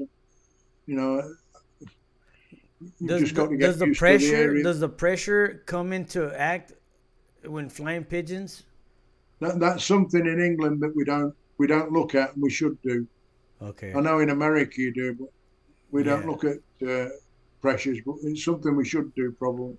But I mean, like I tell you, in California and in Johannesburg round there, and Rudaport round South Africa, the weather conditions are a lot different to in England. And the other thing about in South Africa, the air's a lot thinner there. So when them pigeons are rolling, there's less resistance to the roll, because the air's a lot thinner out there than it is in England anyway. Yeah. So George, I'm not going to say you're just an expert in one type of bird. You're an expert in both old and young birds. How do you prepare your old birds for competition? I mean, are you flying them constantly? No, not so much now. I would fly them perhaps 2-3 times a week. A few years back, I used to fly them nearly all the time because I'd always got visitors, and you felt obliged to put your best team out, so they got flown too much, really. No, I don't. I don't overfly the pigeons now. I don't fly them too much. Do you fly them? Do you fly your older teams? Do you separate cocks and hens, or do you mix fly them? What's your favorite? What works best for you? Well, I know exactly what's best, but unfortunately, at the minute, I've got too many cockbirds. What you need in an old bird team really is you need about 17 hens and 3 cocks. That'll make you a better team of pigeons. Oh, okay. And a lot of it's down to if you've got the time, feed the cocks separate. Okay. From the hens, because the cocks don't need anywhere near as much. But feeding that barley again, see, they're gonna, once they leave the barley, you know that you're overfeeding. That's your marker. That is the barley, really. Do you house them together in the kit box? Or yes. Yeah. But I mean, my mate Trevor Slater, I tell you that Joe Dan Parson, that video he did on his phone of Trevor's kit that day. I mean, I've seen a lot of kits of pigeons. That kit was good. You'd be impressed. Anybody would be impressed with it. And Trevor he'd either got 17 or 18 hens in that kit. And he was fortunate that he got some 4 and 5-year-old pigeons in it as well, that he's had together all the time. The longer you can keep a team of old birds together, the better they are. Nice. I mean, I used to fly like that, but I can't do them anymore. I end up with more yearlings in the old bird team than blinking old birds, because we're losing that many. So would you add to your older team, if you gotta retire one and add one, would it be a yearling after a yearling? Yeah, yes. At the minute, yes, it would be to be a yearling that went in. Yeah. And then walk us through, like, let's say prior to competition, you're gonna fly on a Saturday, at a certain date. From that Saturday on back, how far would you go to where you start to kind of training them and mess with the feed for them? If you could walk us through what you do. That'll depend how they're flying, Jerry, how long they're flying, okay. and what sort of work rate I've got out on them. And then you watch the weather forecast in England and see whether you're going to if you're going to get gale force winds or strong winds, it's pointless anyway. No matter what you do, you ain't going to do any good. The pigeons are going to swing about. So a lot of it's down to the weather and how the kit's performing coming up to the competition. But what I can tell you is, if your kit's flying for 3/4 of an hour, an old bird team coming up to competition, the last feed wants to be 24, 26 hours before your liberation time. So if when I'm flying in competition, I know who's flying on the day before me. I know what time the first one's liberating. I know how long it's going to take for them first 4 people to fly. So I know roughly what time they'll get to me within an hour. Yeah. So I feed and fly for that time. That's what you need to do. You need to be feeding and flying for that time. But if the birds are flying for 3/4 of an hour, I would feed them 24 hours before I was due to liberating competition. Okay. So it's there's not a set recipe. It's all about what you see in they're flying. If they're flying for an hour, then you better fly them again the next time instead of resting them the next day. And just figure it out, like what needs to be done. Oftentimes it's rest that they want, not flying. Yeah. Yeah, I've come across that a lot of times. I was at Tim Decker's, and Tim flew a very good kit, and I got talking with Tim, and what he did say was, with the birds of prey that he got, if he flew in competition on a Saturday, and he hadn't got another competition for 5 weeks, he'd lock them down for 3.5 weeks and not fly them at all, and then start them off again. Right. And he was dead right. That's what they want. That's how to do it for competition. You can't keep them on the boil all the time. Yeah. You've got to get them ready for that fly. And when you get them ready for that fly, don't work every time. And if you write everything down, what you do, especially in England with the weather conditions, what works with one fly, the next fly that you fly, if you do exactly the same, and the weather conditions are different, you've had it. That's where, coming back again to California, I mean, I'm not jumping on you, but if you're flying in the same weather conditions week in, week out, you've got a big advantage. Should be able to do it. Yeah. They say the biggest problem is keeping your birds down. But when I've been there, and I've been to California now a few times and other parts of America, and most of them, in my opinion, I mean, I could be wrong, I often am. Yeah. The feeds are all wrong. I mean, I don't know where they're getting the feeding from at all. Yeah. I just don't understand it. Yeah, I know a lot of people just feed them the high mix, and then a lot of people are trying to figure out, like the Montenegro yo-yo system, but it's really, man, like, what are the birds doing at the time, to figure it out. Yeah. Yeah. The most important thing, Jerry, is your loft location. Most important thing we're on is loft location. So when you go around and watch kits of pigeons, you watch what the location's like. Okay. If Robert Parker's at the same house I went to last time, that's a good flying position. Robert had got, without a doubt, that was a real nice flying position. Yeah. Would you think it'll be more like not just a flat plain area? Would it have to be a few obstacles, mountains, or something to where prevent wind? Ideally, you want to be halfway up a hillside. Okay. With the prevailing wind coming into the hillside, that'll give you a lift. Yeah. Okay. You don't want it where it's too much lift. Yeah. So when you look out when you look up into the sky at your pigeons, if you've got hang gliders flying about, you're in a bad position. You don't want to be there. Yeah. That's nice. Real. Cool. George, you've had a relationship with doggone it, I forgot his name. I'm way younger than you are. Yeah. Ellis McDonald for quite a number of years. You guys have been pretty good friends. How did your relationship come about between you and Ellis? It was when the first big fly in America or in anywhere in the world, the first big roller fly, I can't remember what it was called now, but I judged it with Graham Dexter. I think it lasted for 3 or 4 weeks. Okay. And when we were down in near where Jack Annette lives, in that area, San Diego. Yeah, somewhere down. Ellis McDonald had seen in the NBRC magazine where Graham and myself were going over to judge this fly. And was it the Northwest International or something? I can't remember what the fly was called. Yes, that's correct. But anyway, that was the first big fly. I judged 118 kits, and Ellis saw it advertised, and he flew over to meet me and spent a few days with us.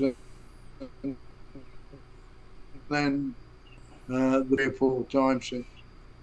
I went out there for the first time to visit. Nigel's been 3 times to Ellis's, but Nigel took me to that convention in California 2018, and then we flew back to Ellis's and went down into the Carolinas with him. Yeah, nice. Had a good stay with him. He's got too many pigeons. How'd you see the pigeons here versus at that time when you came over here versus what you guys were flying over there? I mean, what did you see? There's more good fancies in England than there's in America, unfortunately. But there's more dedicated roller fanciers. That's what we've got, The social side of rollers in America is fantastic. The social side, it leaves us standing. You know, the Americans know how to treat people when they go over there. I mean, I'm treated like a king when I go over there. I've been, you know, everywhere I've been, fantastic. But you've got more. There's good pigeons out there. Tim Decker flew a fantastic kit. Johnny Smith flew a fantastic kit. Both them people, I'm picking them two out because they stand out to me. They could compete with anybody's pigeons. Anybody, them kits will. The first time Tim Decker won the fly, and the second time I judged his pigeons, Johnny Smith won and Tim Decker was second. They want much in the two kits, to be truthful. There were very little in them, you know. But Johnny Smith won it. Both them people flew good pigeons. No need to go anywhere else. But Tim Decker got a lot of English stuff in his, even then. Because he showed me pedigrees for pigeons that had come from George Kitson in Middlesbrough. Yeah. And the pigeons on the pedigree were mine because George Kitson had all my pigeons. Yeah. So what you saw was more of, would you say, individual work rate, or? No. They got some good breaks. Tim and Johnny Smith had some good breaks in the pigeons, and they were good quality. They were good kits. I tell you, they could compete with anybody's. Yeah. But do you feel? I think both of them now has gone into racing pigeons because well, they took the easy way out, didn't they? Yeah, pretty much. You know? Yes, they did. Yeah. You got that right. They're easy to fly. They are. The ones that come back are good, and the ones that don't come back, you've lost them anyway. So not a lot of skill in that, is there? Yeah. With the racing pigeon, they want to top the federation, and they only want one pigeon to top the federation. Yeah. And I tell them all, with Birmingham rollers, you need at least 6 of them fed toppers, them federation winners. You need 6 of them in your kit, not one to win the race. You need 6 in a good kit of them. It's hard to get 6 good ones. Yeah. Depending how you interpret good. But the biggest problem is sorting the wheat from the chaff when the kit breaks. But we all think we can do it good, but you know, some people are better at it than others. Yeah, out here, we have a lot of talk about a pigeon that when it rolls, if you get them just right, you could see a donut hole in the birds. Yeah, we used to have them about 35 years ago. We had pigeons like that. Yeah, and what happened? We got better pigeons. Oh, yeah. Explain to us. Hey, Jerry, to be serious, I remember being out with Bill Barton and Bob Brown, and we used to look at them pigeons that got a hole through the middle, think that was they were the ones, these that could roll. They look like a dollar with a bullet hole shot through the middle. We don't see that anymore. We don't see, truthfully, I mean, I've looked, I never see one like that. And I tell you what, I think, I could be wrong, them long cast pigeons, the shape that the pigeon goes into when it's in the roll, them long cast pigeons have got much more chance of showing a hole through the middle. Yeah. I mean, I've seen them roll with a hole through the middle that they're like a bag of rags, I mean, they're not good quality at all, Yeah, they say also if you see the hole, they're not fast enough. I'm not saying they're not scoreable. I'm not saying they don't roll good enough to score, but I can truthfully tell you, there's nobody in England talks about the hole in the thinking roll anymore. They haven't done for 25, 30 years. Never hear anybody talk about it. And I watch enough kits in England, and I never seen it anymore. I don't know, Jerry. Give us your thought on, I don't know if you guys even talk about this right here, like you guys don't talk about the hole, but what are your thoughts of a waterfall, if you know what I'm talking about? Waterfall. Yeah. Yeah, you mean when 6 pigeons roll and then another 5 roll? Yes. Is that scoreable to you? If the 6 are still rolling when the 5 roll, yeah. Why not? They're all rolling at the same time. Just started at different times. Yeah, because some people are saying some people saying that the naked eye won't count the 5 to see if they finish while the other ones come down. So you got 6 of them that come down and they haven't stopped to where they're going back to the kit. By the time these stop, that you can't tell what was the finish like. You know what I mean? What was the finish like? Yeah.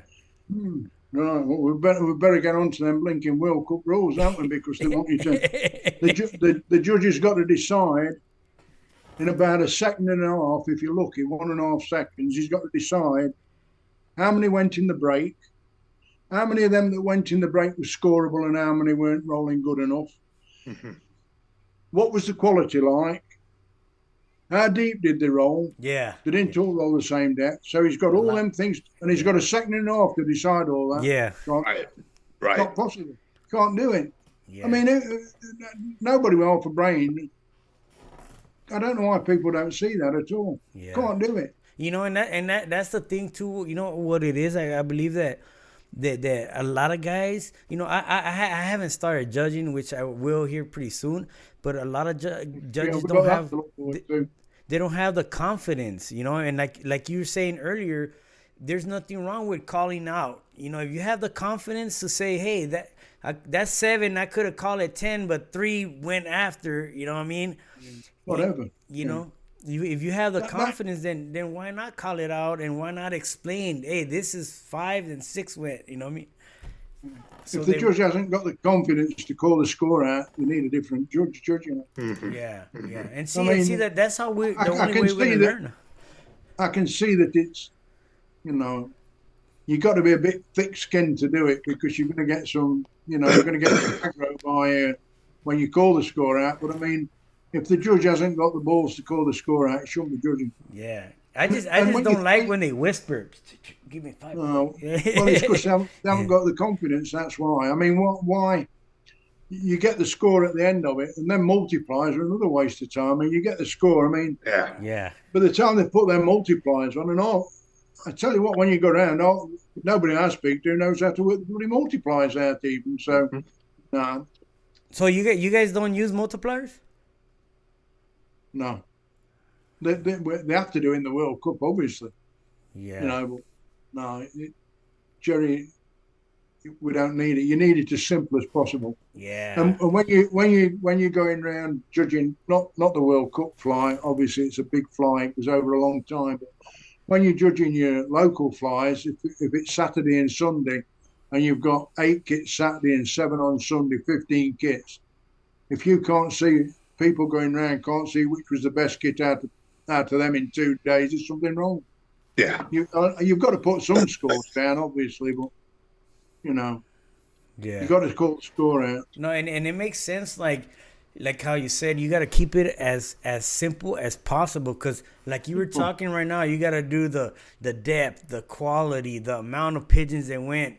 You can't do it, Jerry. Yeah, second and off, you can't do it. Yeah, and then the quality and all in a second. I mean, that's a lot to sink in one time. You know what I mean? Well, you're not going to be perfect. There's no way. Yeah. No. You know, the naked eye cannot do that. So, and no matter, even if you're a genius, your brain doesn't work that fast. You know, you're catching what you can see in the amount of time that you're saying. Yeah. And all you could do, you're guessing. Yeah. To some extent. Well, that's the thing. Like, if we can't catch it, we can't get it. Then why not make it more simple to where we could be as close to the actual like perfection of what it is? You know what I'm saying? You've got more chance if you want the fanciers that are going around the flies. They should all have a notebook and a pen. And just stand out the way and mark and judge the pigeons for themselves. And they don't have to tell the judge or the competitor at the end of it what they've scored that kit. But they're never going to learn how to score pigeons if they don't do it. It's no good just going around, and then if the kit don't break in the first 2 or 3 minutes, they'll be poking around in the shed looking at blinking stock pigeons or looking at the dog or the chickens. I mean, they don't watch the pigeons. If they don't break in the first couple of minutes, they don't watch them. That's one thing our club started doing. We started to hand out scorecards, and we're going around our club members, and we're learning how to judge. You know. Well, what you got to do with that, Jerry, you've got to make sure that all them club members are standing in a different position where they can't see one another. Oh. Because otherwise, if you've got somebody there, say Norm Reed was still with us, and they'd all look to see if Norm had scored, they'd think, well, they broke then. Shall I score that? And they look and see that Norm didn't score it, so they ain't going to score it. Yeah. And that's what happens when everybody's always looking at the judge, huh? Everybody's, you want them standing out the way, really, if you can. Is that Red Bull to keep you going? Yeah, it gives me wings. Does it? Yeah. Hey, actually, I was thinking... I tried it on the pigeons once. Actually, I was thinking yesterday, because they opened a Red Bull plant right here. So I was thinking of going over there and say, hey, man, why don't you guys sponsor me? Red Bull gives you wings and our pigeons got wings, you know? Hey, in the 1980s, I flew tipplers for a few years alongside the rollers. I was fortunate to fly 5 ends on the long day fly, 19 hours 35 minutes, Jeez. which finished third all England and Ireland, which where I live out in the sticks, where there's none of them street lights to shine underneath the pigeons. So it was a good time. You weren't out there for 19 hours doing this, were you? No. all the time. Yeah, you have to have a judge on them all the time. You have to have a judge there. But your pigeons then are only as good as your weakest pigeon. So you've got to get all 5 of them in the same sort of condition. If they're not, they're only as good as the weakest one, because once one of them's had enough, it'll come to the shed, and then that's your time taken. So you've got to get them all to do that time. I started that to tell you something else, and I can't remember what I was going to tell you. Oh, how would you what's the best way to determine the depth? Would it be practicing with like a duration with time, or? Jerry, I can't help you on that at all. I mean, it's just something you gotta see. When the kit breaks, if you've got time to analyse the break, they're deep enough. If the break's over before you can analyse it, they're too short and shouldn't score enough. And regards the depth, the only people that would be able to do that, some of the lads in South Africa, because before they got into competition, they used to fly them for depth. Yeah. And they timed them with a stopwatch, so they got proficient at that. They'd be able to do that. I couldn't do that. Yeah, that's what I've been doing. What you've got to remember is that from the start of the break to the finish of the break, if you've got time to analyse it, they're deep enough.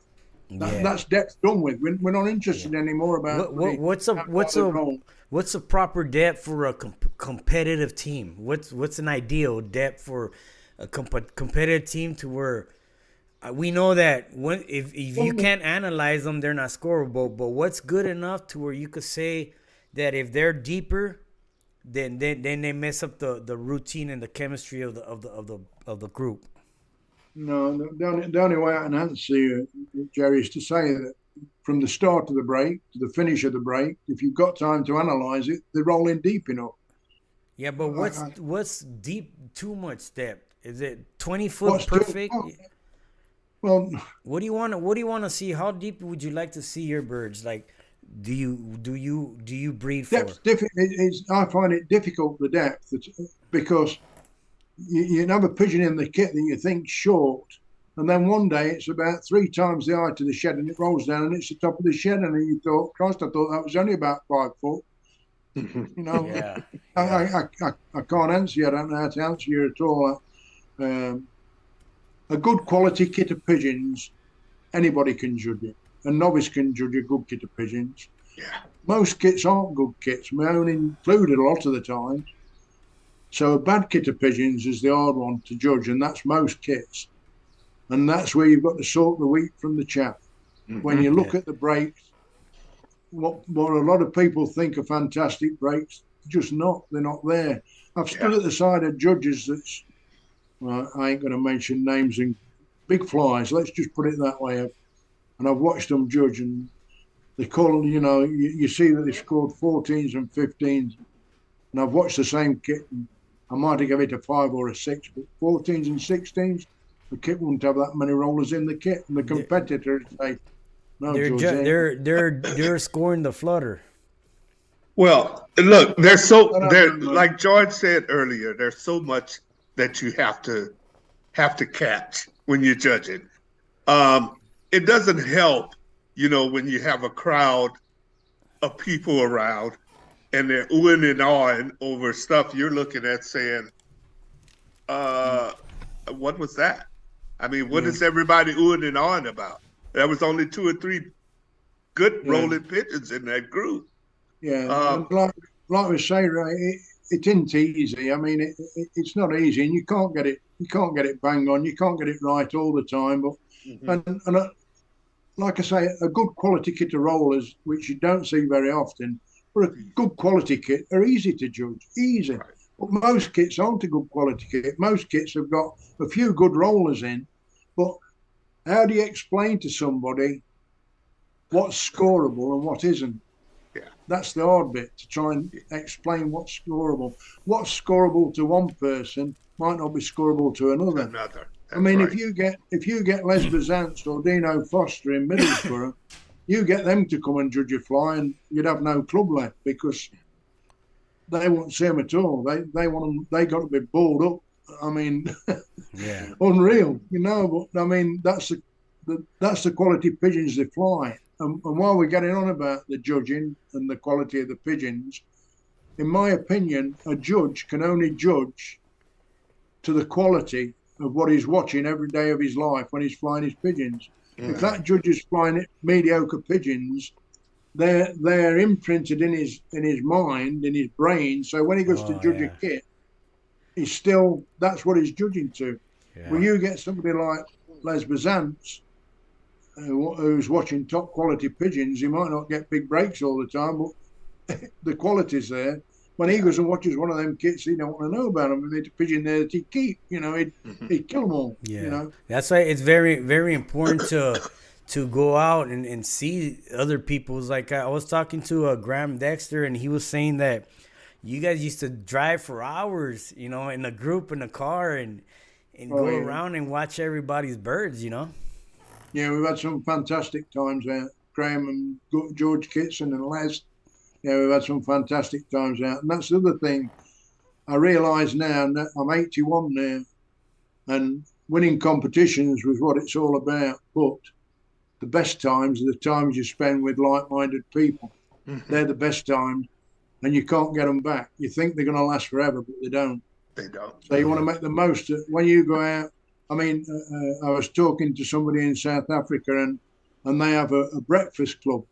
There's about 6 or 7 of them that are retired, and they have a breakfast club, and they all meet up. Nice. I don't know how many days a week, and they all go out for breakfast. That'd be fantastic. Oh, yeah. That'd be more. I mean, you could shoot the shit about pigeons for 2 or 3 hours with them. That'd be better than flying in competition. That would be really good. Well, I get some real good arguments going. Then you could fall out with people. Well, I see when you guys back in the days when. All the old school guys that we were talking about, Skidmore and, Bob Brown and, Bill Barrett. And Payne. You guys used to wear ties and suits and drink tea, you know what I mean? Oh, yeah. Well, Bob Brown's favourite saying when Bob went round the flies, if one of the ladies would come out and say, who wants a cup of tea, they'd all say they'd have a cup of tea, and Bob would say, you haven't got a drop of whiskey you could put in it just to cool it down a bit. Every time. Yeah, every time. Bob liked a whiskey in his. Well, but I want to go back to judging. Specifically for Jerry. And I think you understand this. The more you do something, the better you get at it. You're not going to be perfect judging pigeons. Yeah. But you gain confidence. Yeah.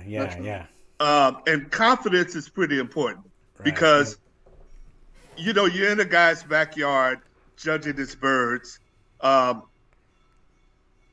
It's a big deal to that guy, especially someone,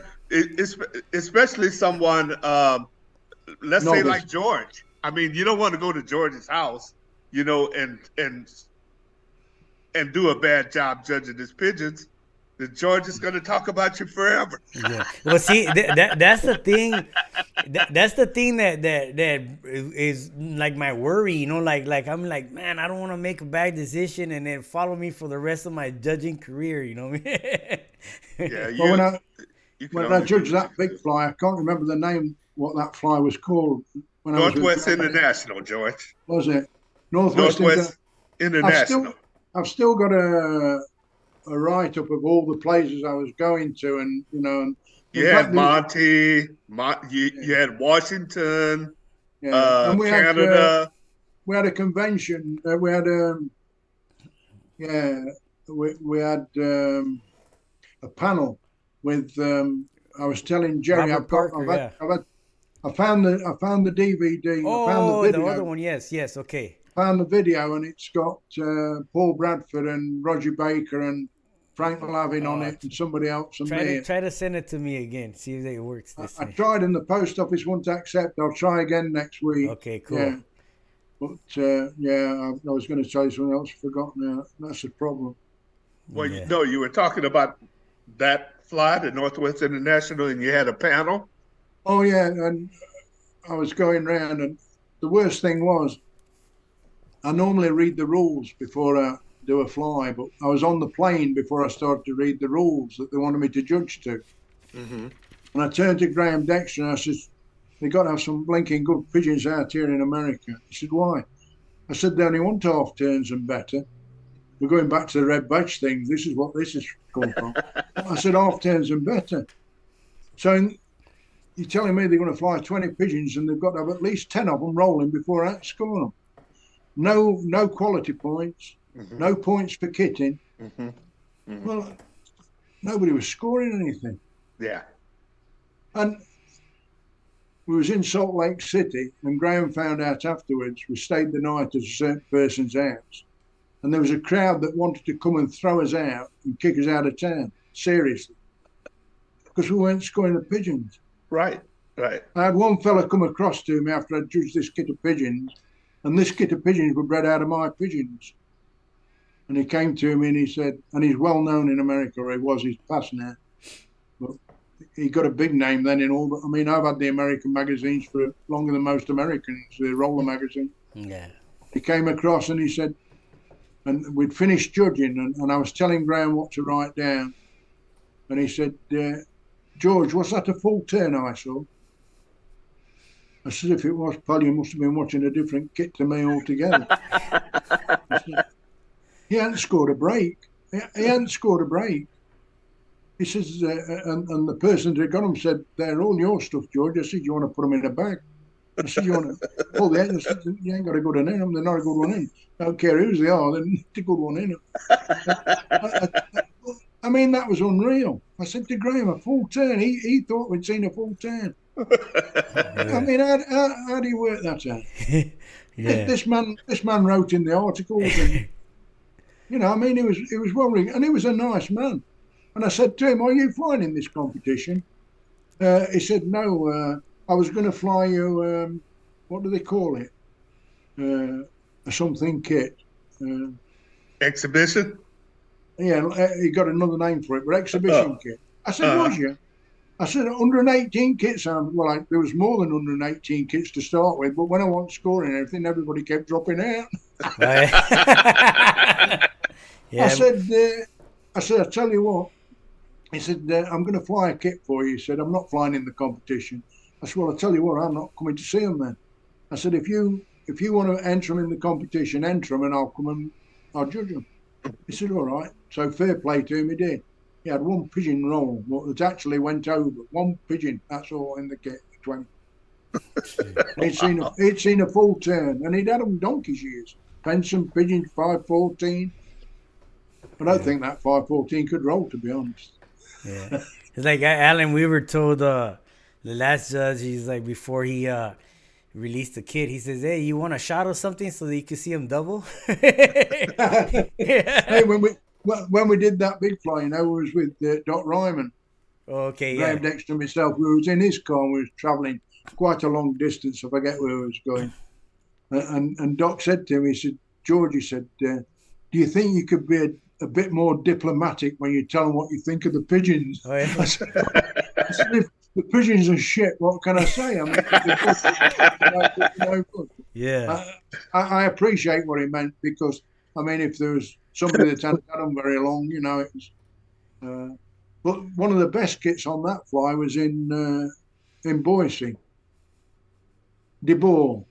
Dirk. I don't know who's Dirk De Boer. There was 3 brothers. 3 brothers. Yes. And one of them lived.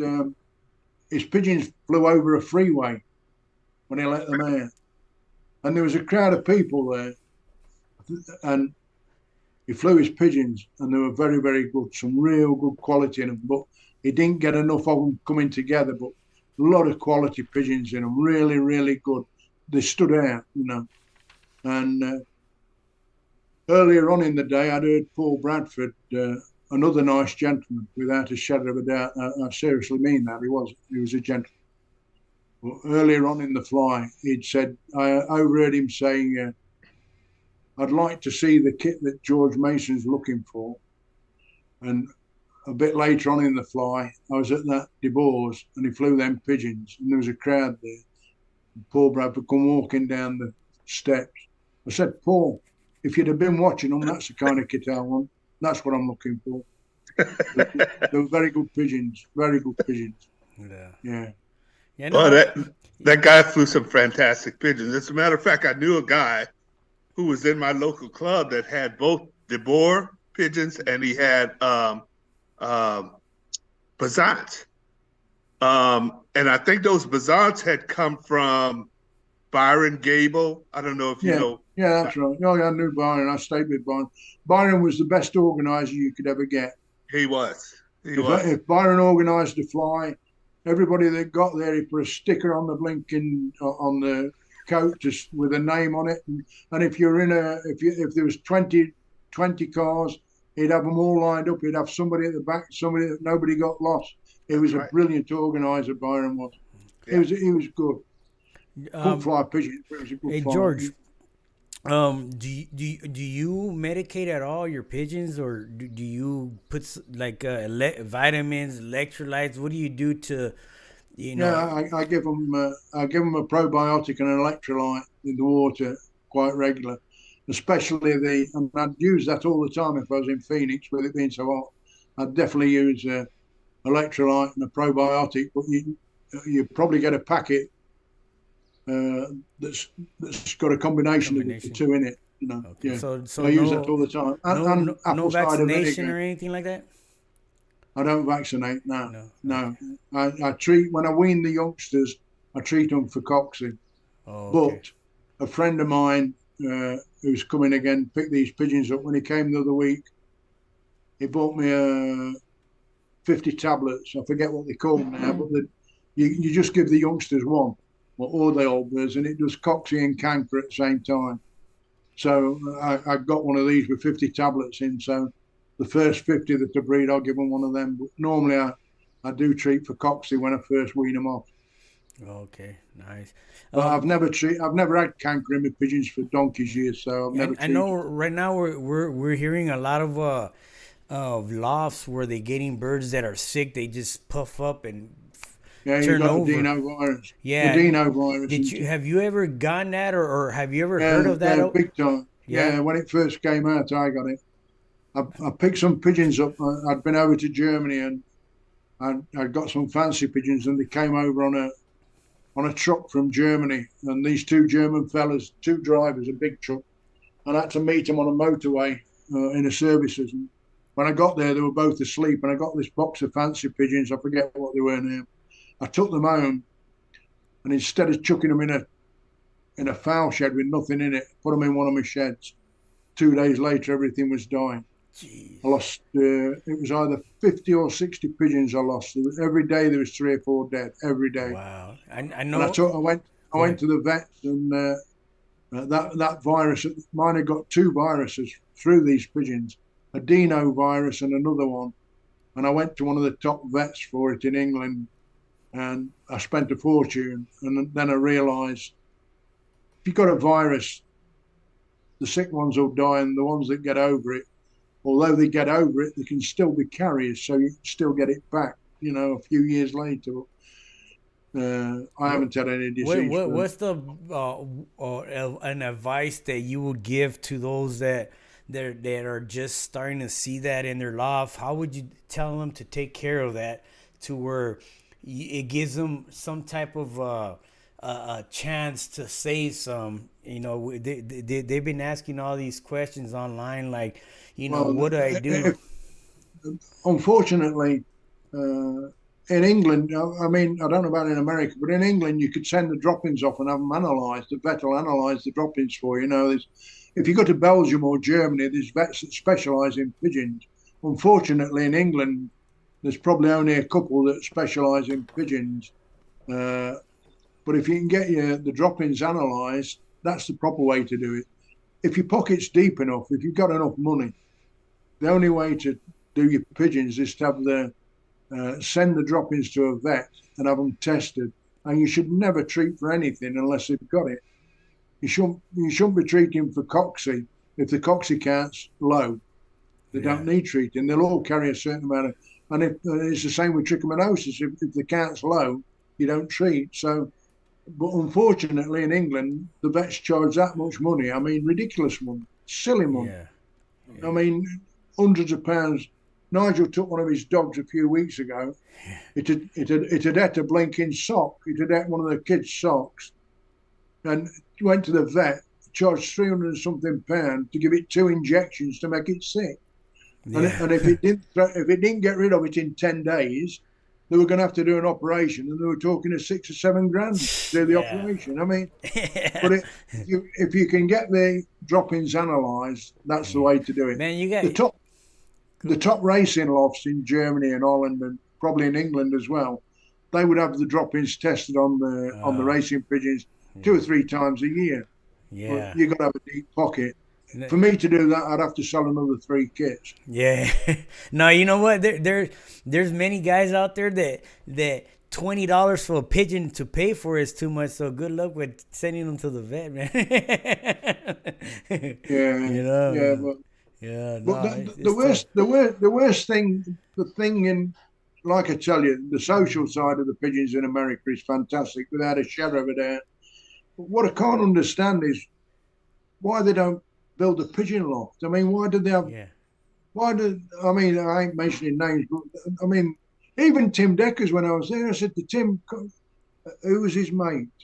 John Van Den Broek. Well, John Van Den Broek was, he worked in civil engineering, I think. And I said to John Van Den Broek, I says, can't you get any 8x4 sheets of plywood? He said, well, probably, George, why? I said, get some for Tim Decker and build him a shed. I said, that thing he's got wants burning. Yeah. But he flew. They like the small kit boxes, you know. And, what for? Yeah. Why? I don't know where that came from, to be honest with you. Come from Bill Penson, because when Bill Penson went out to America, in England at that time, not many people could afford to build a shed. So they kept them in blinking orange boxes. They kept them in little tiny boxes because they couldn't afford the blinking wood. Well, you got people out in the States that's got 10 acres of land, and they've got 6 fly boxes that look like a 7-year-old kid's knocked them together. Yeah. And they could have a beautiful shed, you know. Yeah. Right. I mean, 84 sheets. I know timber's expensive. Like Honey Biker says, you know, in the small kit boxes, you can't really see your birds, you know. You got to be able to see them when they come in and feed, make sure they're on top shape, you know. Well, Jerry, I got in one of my lofts, the main flying loft, there was the first 3 sections were 4 foot wide by 6 foot deep by about 7 foot high. And that's what I flew out of, them 3 sections, them 3 4 foot wide, 6 foot deep, or 7 foot deep. But I must admit, the last 4 years, I've put 3 fly boxes in each. There's nothing underneath, they're blanked off, but the 3 fly boxes are up in the air, you know, up to the ceiling of the shed, because it's easier for me to manage them. That's it. They don't roll any better. They don't kit any better. That's all crap. Is ventilation important? Sorry? Is well ventilation important? Oh, yeah. But you've got to have ventilation, but a lot of them think they've got ventilation because they've got wire on the front of the shed. But your ventilation, you want the air coming in at the bottom, at the front, and out at the top of the back. Yeah. You know, so you want a good 6 or 8 inches of netting across the back of the shed at the top. So you've got good circulation. Yeah, it is important. Aviaries are important. If I was in, you know, in a nice climate, well, even where I am now, I'd like to have a big aviary on the shed, but unfortunately, I get my pigeons stolen if they're in aviaries. You know. Oh yeah. I'm out in the open, and you know anybody can walk in. But I have got burglar alarms on all the sheds, so that helps a bit. And there's a old video of Norm Reed when they were out at his place and they're talking about, you know, how to pick out birds to make a good team, and he was talking about that he likes to pick the trigger bird, that bird that leads to the front and triggers the entire team to bust, and he gets all the trigger birds, put them together, and makes this outstanding competitive team. What do you think about that? Is there such a thing as that? 59 years, and I've watched the kits. I watch a kit of pigeons for 20 minutes, even if it's doing nothing. I can come to California and I'll watch a kit for 20 minutes, even if it's doing nothing. And I've never found this lead pigeon or whatever they want to call it. Never seen it. Plenty of people talk about it. It sounds good, doesn't it? Sounds good. Say, oh yeah, I picked the lead pigeon out. I picked the trigger pigeon out. I can't find it. I'm not good enough to find that then, because it's always a different bloody pigeon. I've never seen a kit that has the same pigeon at the front all the time. Yeah. But you do want your team, obviously, if you've got something working from the front, even if it's a one that's just flicking over. If you can get one that's just flicking over, if you can get one of them and it's at the front of the kit a lot of the time, it'll excite them and they'll go over, you know. Yeah, there's a lot of talk that they say that there's pigeons that know their spot and they'll go right back into their same spot, the left, the right, the front, the middle, the back, and to me it's hard to see that. I see the birds when they turn, the ones here go to this side when they turn. I don't know what they mean. There could be something in it, Jerry, because I know if you can fly a team of pigeons, an old bird team, and keep more or less the same team for 4 or 5 years, you'd have a good chance that team knits together better. Trevor Slater's proved that with his pigeons. Yeah. And when you're talking about Norm, I mean that big fly that they judged, I think Norm won it. In fact, I'm sure Norm Reed won that fly. But what I do know is the club that Norm was in, he lived out in the desert, didn't he? Yes. And he flew at the same time in every fly. He flew first on every fly. What's the best time? Do you feel that it's the best time to fly pigeons, in the morning or in the evening? I'll tell you in a minute, but Norm had an advantage over the rest of the members in whatever clubs he was flying in, because he flew first because he got that hot. He couldn't fly if he didn't fly first.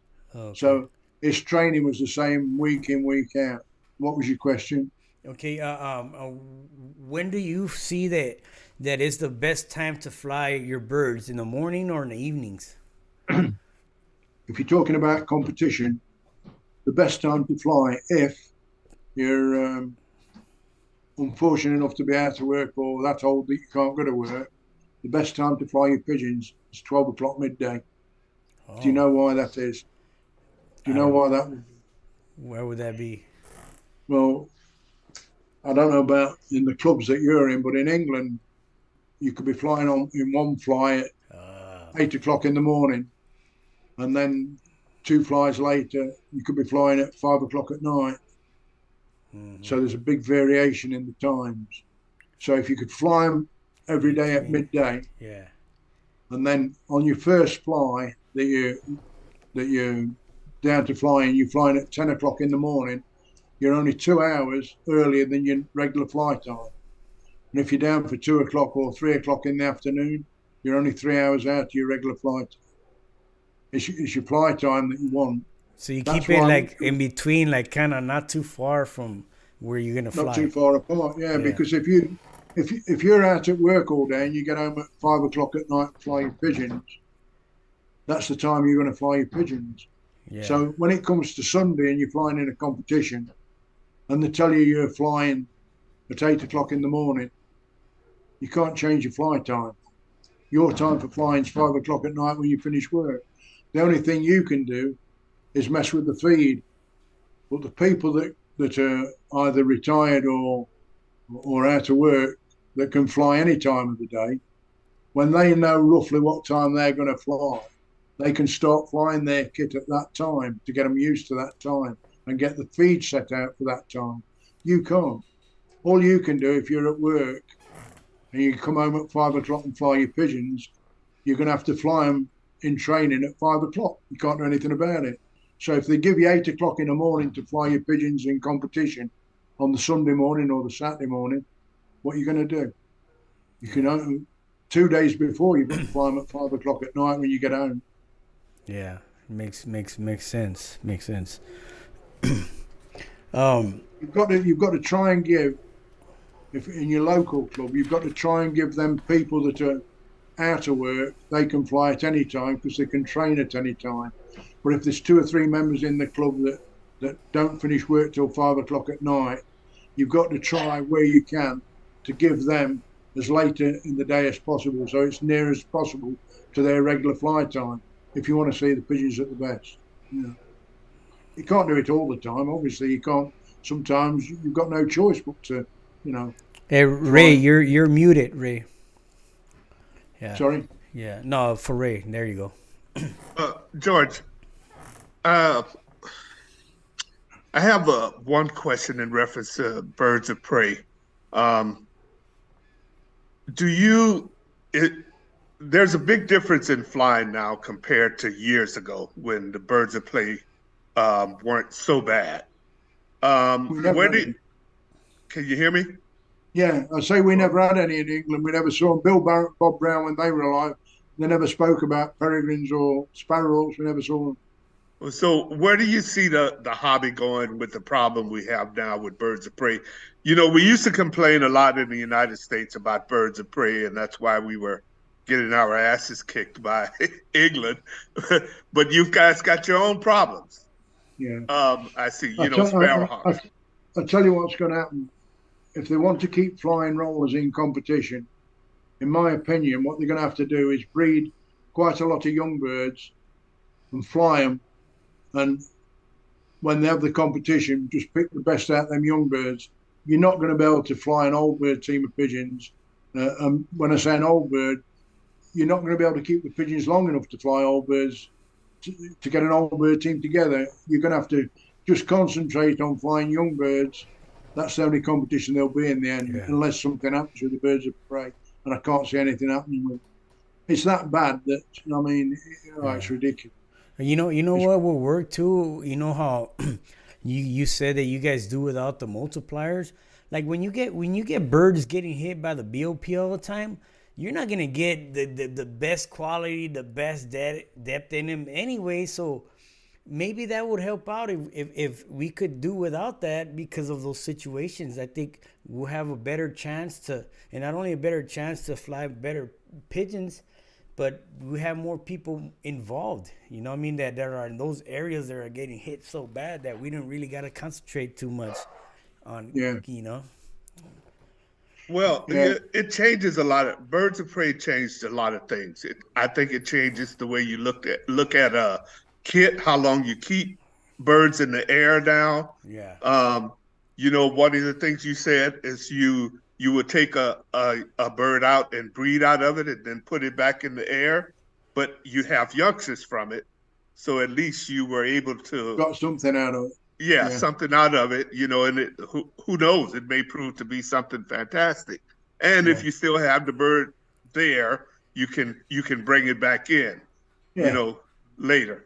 What would you say to someone who was just starting out? How would you recommend they start out? I think the best way for somebody just starting up that ain't got any experience, once you're experienced, if you're not winning anything, get on the ball system with that frequent cock and six end. But if you're just starting out as a novice, the best and only way to start up if you want to get anywhere is to buy a kit of 20 young birds off a flyer that's at least winning you know, some competitions, and keep them in. Don't fly them at all. Keep them in, and hopefully he'll give you some paperwork so you know whether you breed, whether you've got brother and sister nestmates, or you know, and then keep them in and get them in real good condition. And hopefully, if you've got some other pigeons, the following year when you come to breed off them, get the fancier that you bought them off to pair them up for you the first year, and then run the eggs under what the other stuff that you've got and get as many as you can. And if you can get 40 youngsters out of them 20, fly them 40 youngsters hard. When I say hard, if you can, fly them twice a day. They don't have to do an hour. If you fly them twice, if you've got the time, fly them 3 times a day, even if they only do 15 minutes each time. And gradually, as you see pigeons starting to roll, pick them out, get them together that are doing something to make a team up. That's the only way to do it. That's the best way to do it. Nice. That's the shortest way. But where they have a problem with, because everybody tells them, well, you've got to see them fly before you buy them. You've got to see them rolling. There's nobody in the world that flies pigeons in competition that's going to sell the best rollers, because they're not that easy to get yourself. So you're not going to sell your best ones. But sometimes, a lot of times, the brothers and sisters to your best performers will produce better than the ones that are actually doing the job. Yeah. Well, you've got to know your pigeons, you know. But it happens a lot of times. It obviously don't work pairing the best roller to the best roller, because we'd all have a shed full of good ones if it worked. Yeah. That easy. Do you ever look into the eyes, like the color of eyes? Does that matter to you, pairing up and stuff like that? Does that come across anything to do with the spin? It used to, Jerry, but at 81 and wearing glasses, when they roll now, mine stay at a reasonable height. In fact, mine are low, my pigeons. They're renowned for flying low, and that's down to the location. But I can't see the eye at all. I used to be able to, but now I can't see it. Yeah. I'm kidding you. Bob Brown, they used to say to Bob Brown when they were talking about eye sign and odd-eyed pigeons, and Bob Brown would always tell them, I can't see the eye at all when it's rolling. In other words, the only thing that matters is the roll. Yeah. I remember a lot of years ago, I think I was with Byron Gable actually in Seattle. One of the lads he killed a lot of half a dozen rollers, or they'd rolled down or whatever, and he'd actually took the keel bone out of them, and he got about 6 or 8 keel bones. Because you know how some of them say, oh, these are deep and these are shallow, and all these keel bones, there's nothing in them. They're all the bloody same. Not a big difference in the keel. Mm-hmm. Hey, have you ever had a bird spins very fast that it blew an egg sac out? Yeah. Yeah, I had those too. I had twice. What do you think one that of my was? Best ends, it's about 6 years ago, and I finished up at the vet's, and I told her, I said, it's egg sacs come out. Any chance you can put it back? Oh, she said, I've done it with geese or ducks or something. So I've never done it with a pigeon, but hang on, she says, and I'll have a look. And I sat in the waiting room, and she eventually took the pigeon, and she was gone for about, without exaggerating, 10 minutes. And she come back, she said, I put 2 little stitches in it, and here's this medicine, give it this in the water, and all this crap. £76 that cost me. £76. Yeah. She hadn't gone 10 minutes, not gone 10 minutes. That was the last time I went to a vet. And I took the pigeon home. It was a good pigeon. And I rested it for about 6 or 7 weeks, and I started to fly it again. And it threw its bloody egg sac out again. Oh, yeah. And I said, that's the last time I'm going to a vet. Yeah, I bred the first one. I cut it because, it got too long and it got kind of dry. So I cut it and I stuffed the little piece back in there. And it was fine till a bird of prey took it. I should have bought mine to you, Jerry. Yeah, I know. I wish I'd have bought it to you. But the second one, I tried to do it and it died within days. So it probably got infected or something. But yeah, man, I'm a veterinarian. I'm a filmmaker. I do it all. Jack. You do it all. Yeah. They call me you, Jerry Spielberg. If you carry on like this, you'll be as good at it as James. In no time. Yeah. But with better flying pigeons. I don't train at night, so hey. Yeah, that's Well, good. George, I don't have a lot more questions to ask myself, but I want to tell you I really appreciate you letting us interview you. Yeah. Oh, I mean, it's a pleasure. We could stop here till midnight. Won't bother me. I mean, I All could talk to you. right. The only thing is, when I'm telling you something, I think of something else at the same time. But now I'm getting that old, I can't remember what it was. You know, and sometimes I have to dive in quick while I'm thinking of something else I forgot. Yeah. You know, I was going to make a list of things out Yeah. that I needed to say, but I didn't Yeah. get around to doing that either. For those of you, we got a few minutes that I'm gonna hang in here, but I'm gonna give you guys a chance to right now ask some questions. So if you got something on your mind, this is the time. You know, I'll let them know who you are and what are you asking. So this is the time to go ahead and ask George some questions. So if you guys could go ahead and ask some questions, that would be good. Go ahead. I'm not sure there's any more than me, you, and Ray that's watching this. You know. Yeah, no, we're live on YouTube, so there's people looking at there. Right now we got 42 people that are tuned in, 144 viewers right now. So there's 42 that are probably subscribers, and 144 people watching this. You know, and that's that we had a. Go ahead. You get paid for it? I didn't know you got paid for it. Nah, I wish. You know, I wish. I mean, that's one thing I was gonna say up here. You know, I'm gonna start putting up a little like a donation type of thing. One of the, you should do. Yeah, you know, it could help me out. You know, and I really do. I want to say thank you to David Sanchez. He reached out at me from California, and I just got a check yesterday for $100. I thank you so much. I'm gonna put that to good use for sure.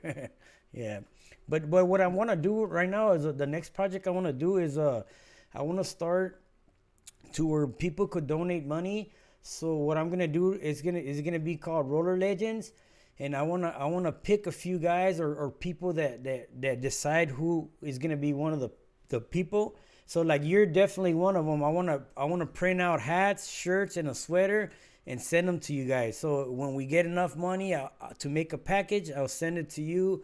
We'll pick someone else that's been in a hobby dedicated for years, and we're gonna send them out like a gratitude, a gift from everybody. You know, I want to go ahead and start that for all the roller legends out there. You know, that let them know that we haven't forgot them. You know what I'm saying? So you're doing a great job, Jerry. Yeah. So I mean, you know, it's a good.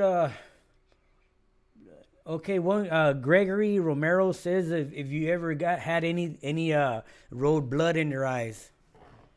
Yes. What do you think that causes that? Weakness. They've just burst a blood vessel in the eye with the speed, haven't they? With the roll, I mean, they don't have to be rolling fast to roll blood in the eye. It's just they got a weak eye, haven't they?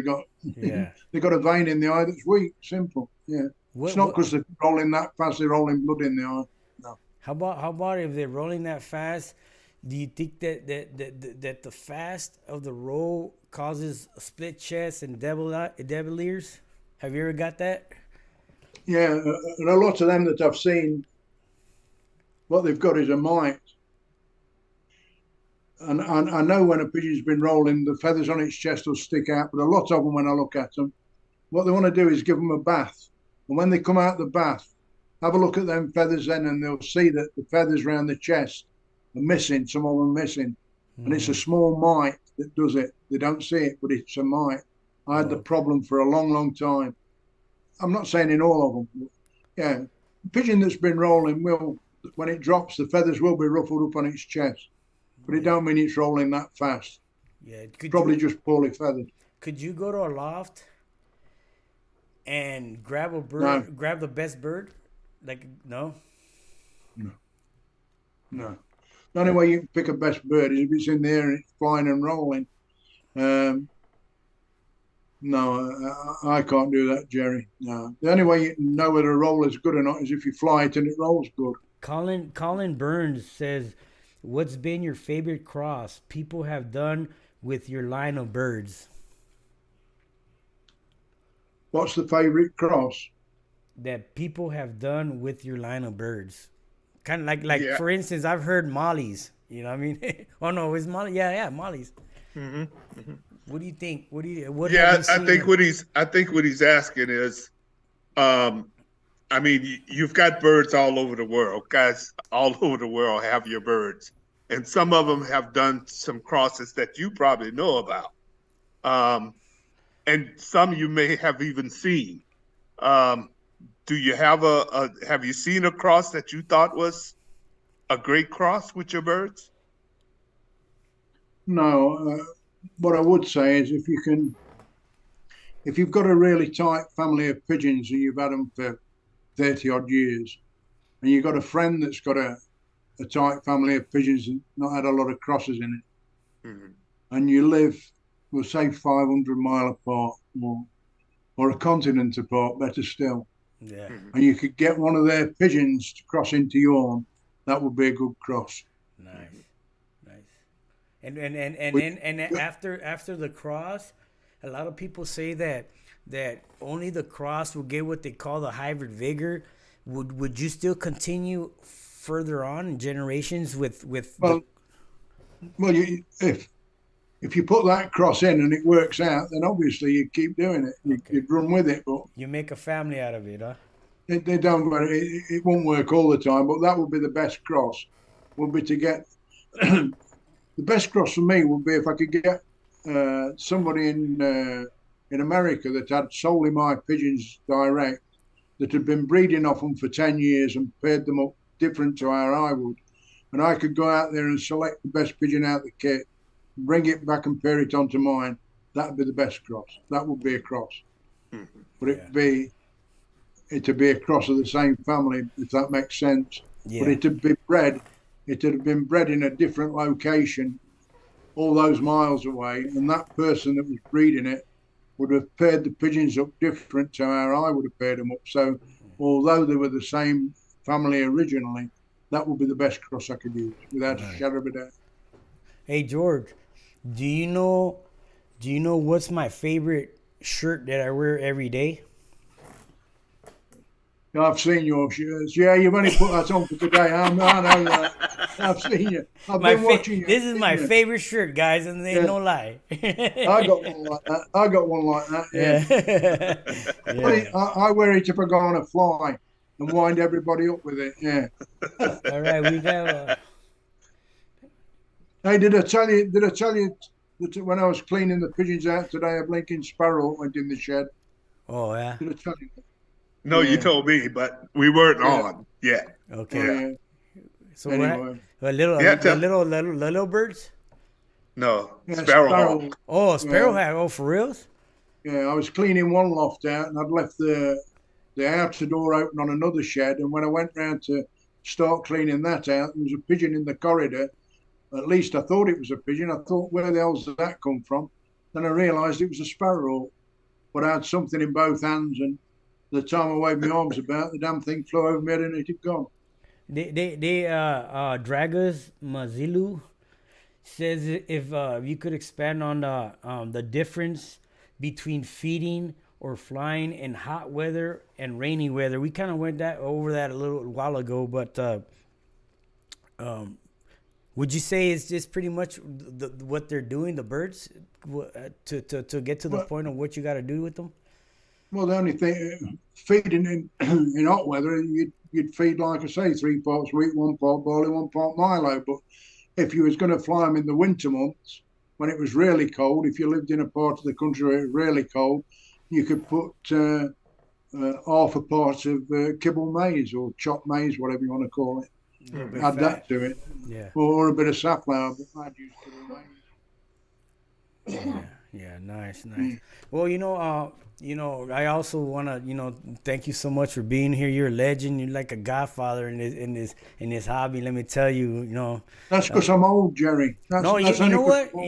As a matter of fact, I've been watching a lot of your pictures and stuff like that. You kind of look like a godfather back in the days, man. Slick hair with a cigarette. Like, ain't nobody want to mess with George, man.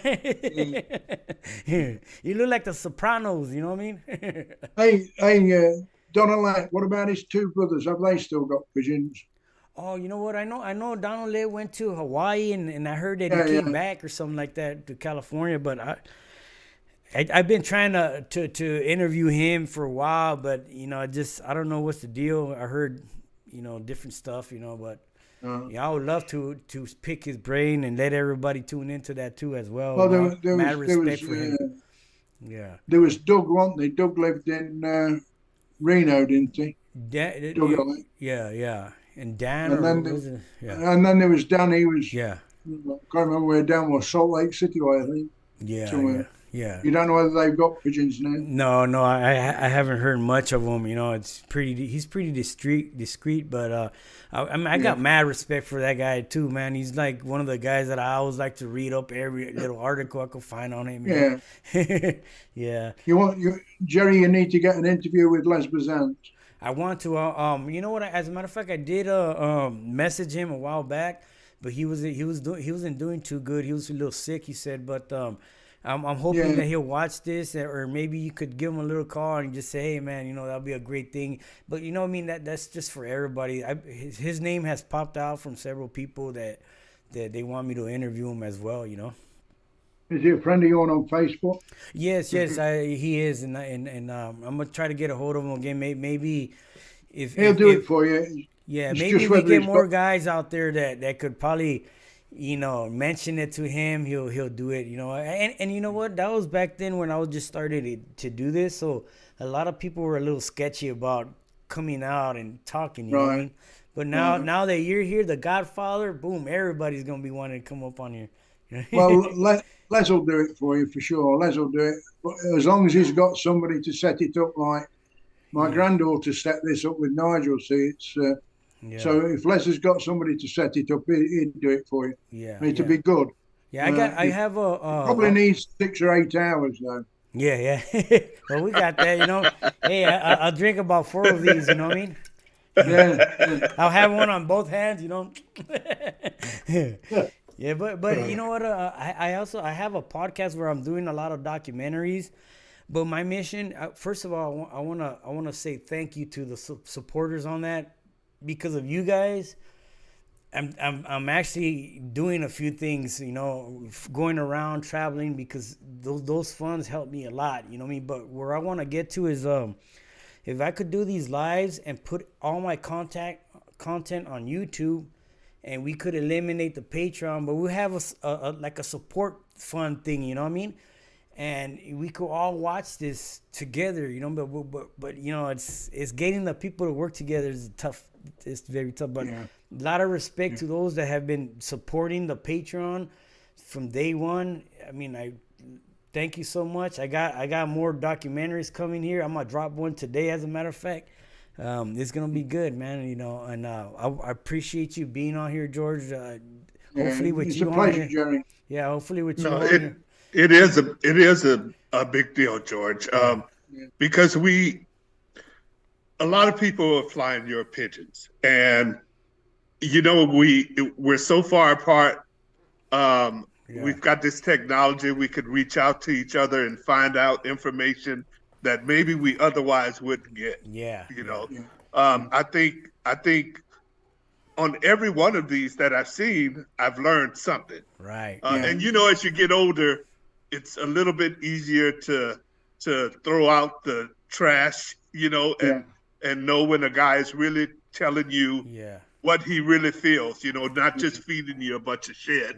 Well, but by the time you get to 81, you finish with all the BS. I mean, it's pointless, isn't it? I mean, When I tell them anything about the rollers, I'm telling them to try and save them time. I've made mistakes, and if you can tell somebody, something like that, that feed's really important as far as I'm concerned, and the business of the, the outbirds. I mean. 18 pigeons rolling side by side. The best it makes sense. Seen, to score them. I mean, how can that be right? Can't be right, can it? Yeah, it can't. I don't like that. But it's just you're right. All this, it comes to a big part for this community. We're not as big as the racer guys, but we're a lot smaller, but you know, all this information will make us better flyers. We'll bring in newer people, but you know, sometimes, like I said, you know, we need to support each other, because you know, like for instance, I could have a video that has 2,000 views and I only got 15 likes. What, you know, it doesn't make sense, you know. Like, come on, you know, don't play, congratulate. But you know, it's you got to support each other to get more of these. You know, maybe we could get a round 2 with you one day. You know.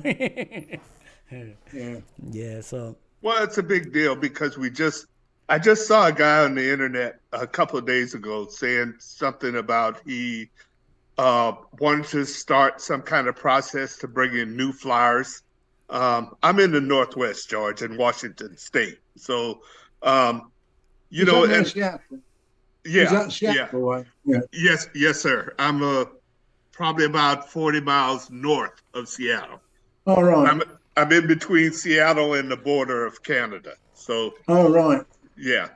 And he was saying, you know, we're struggling to bring in new people. California doesn't have that problem, but the rest of the United States is.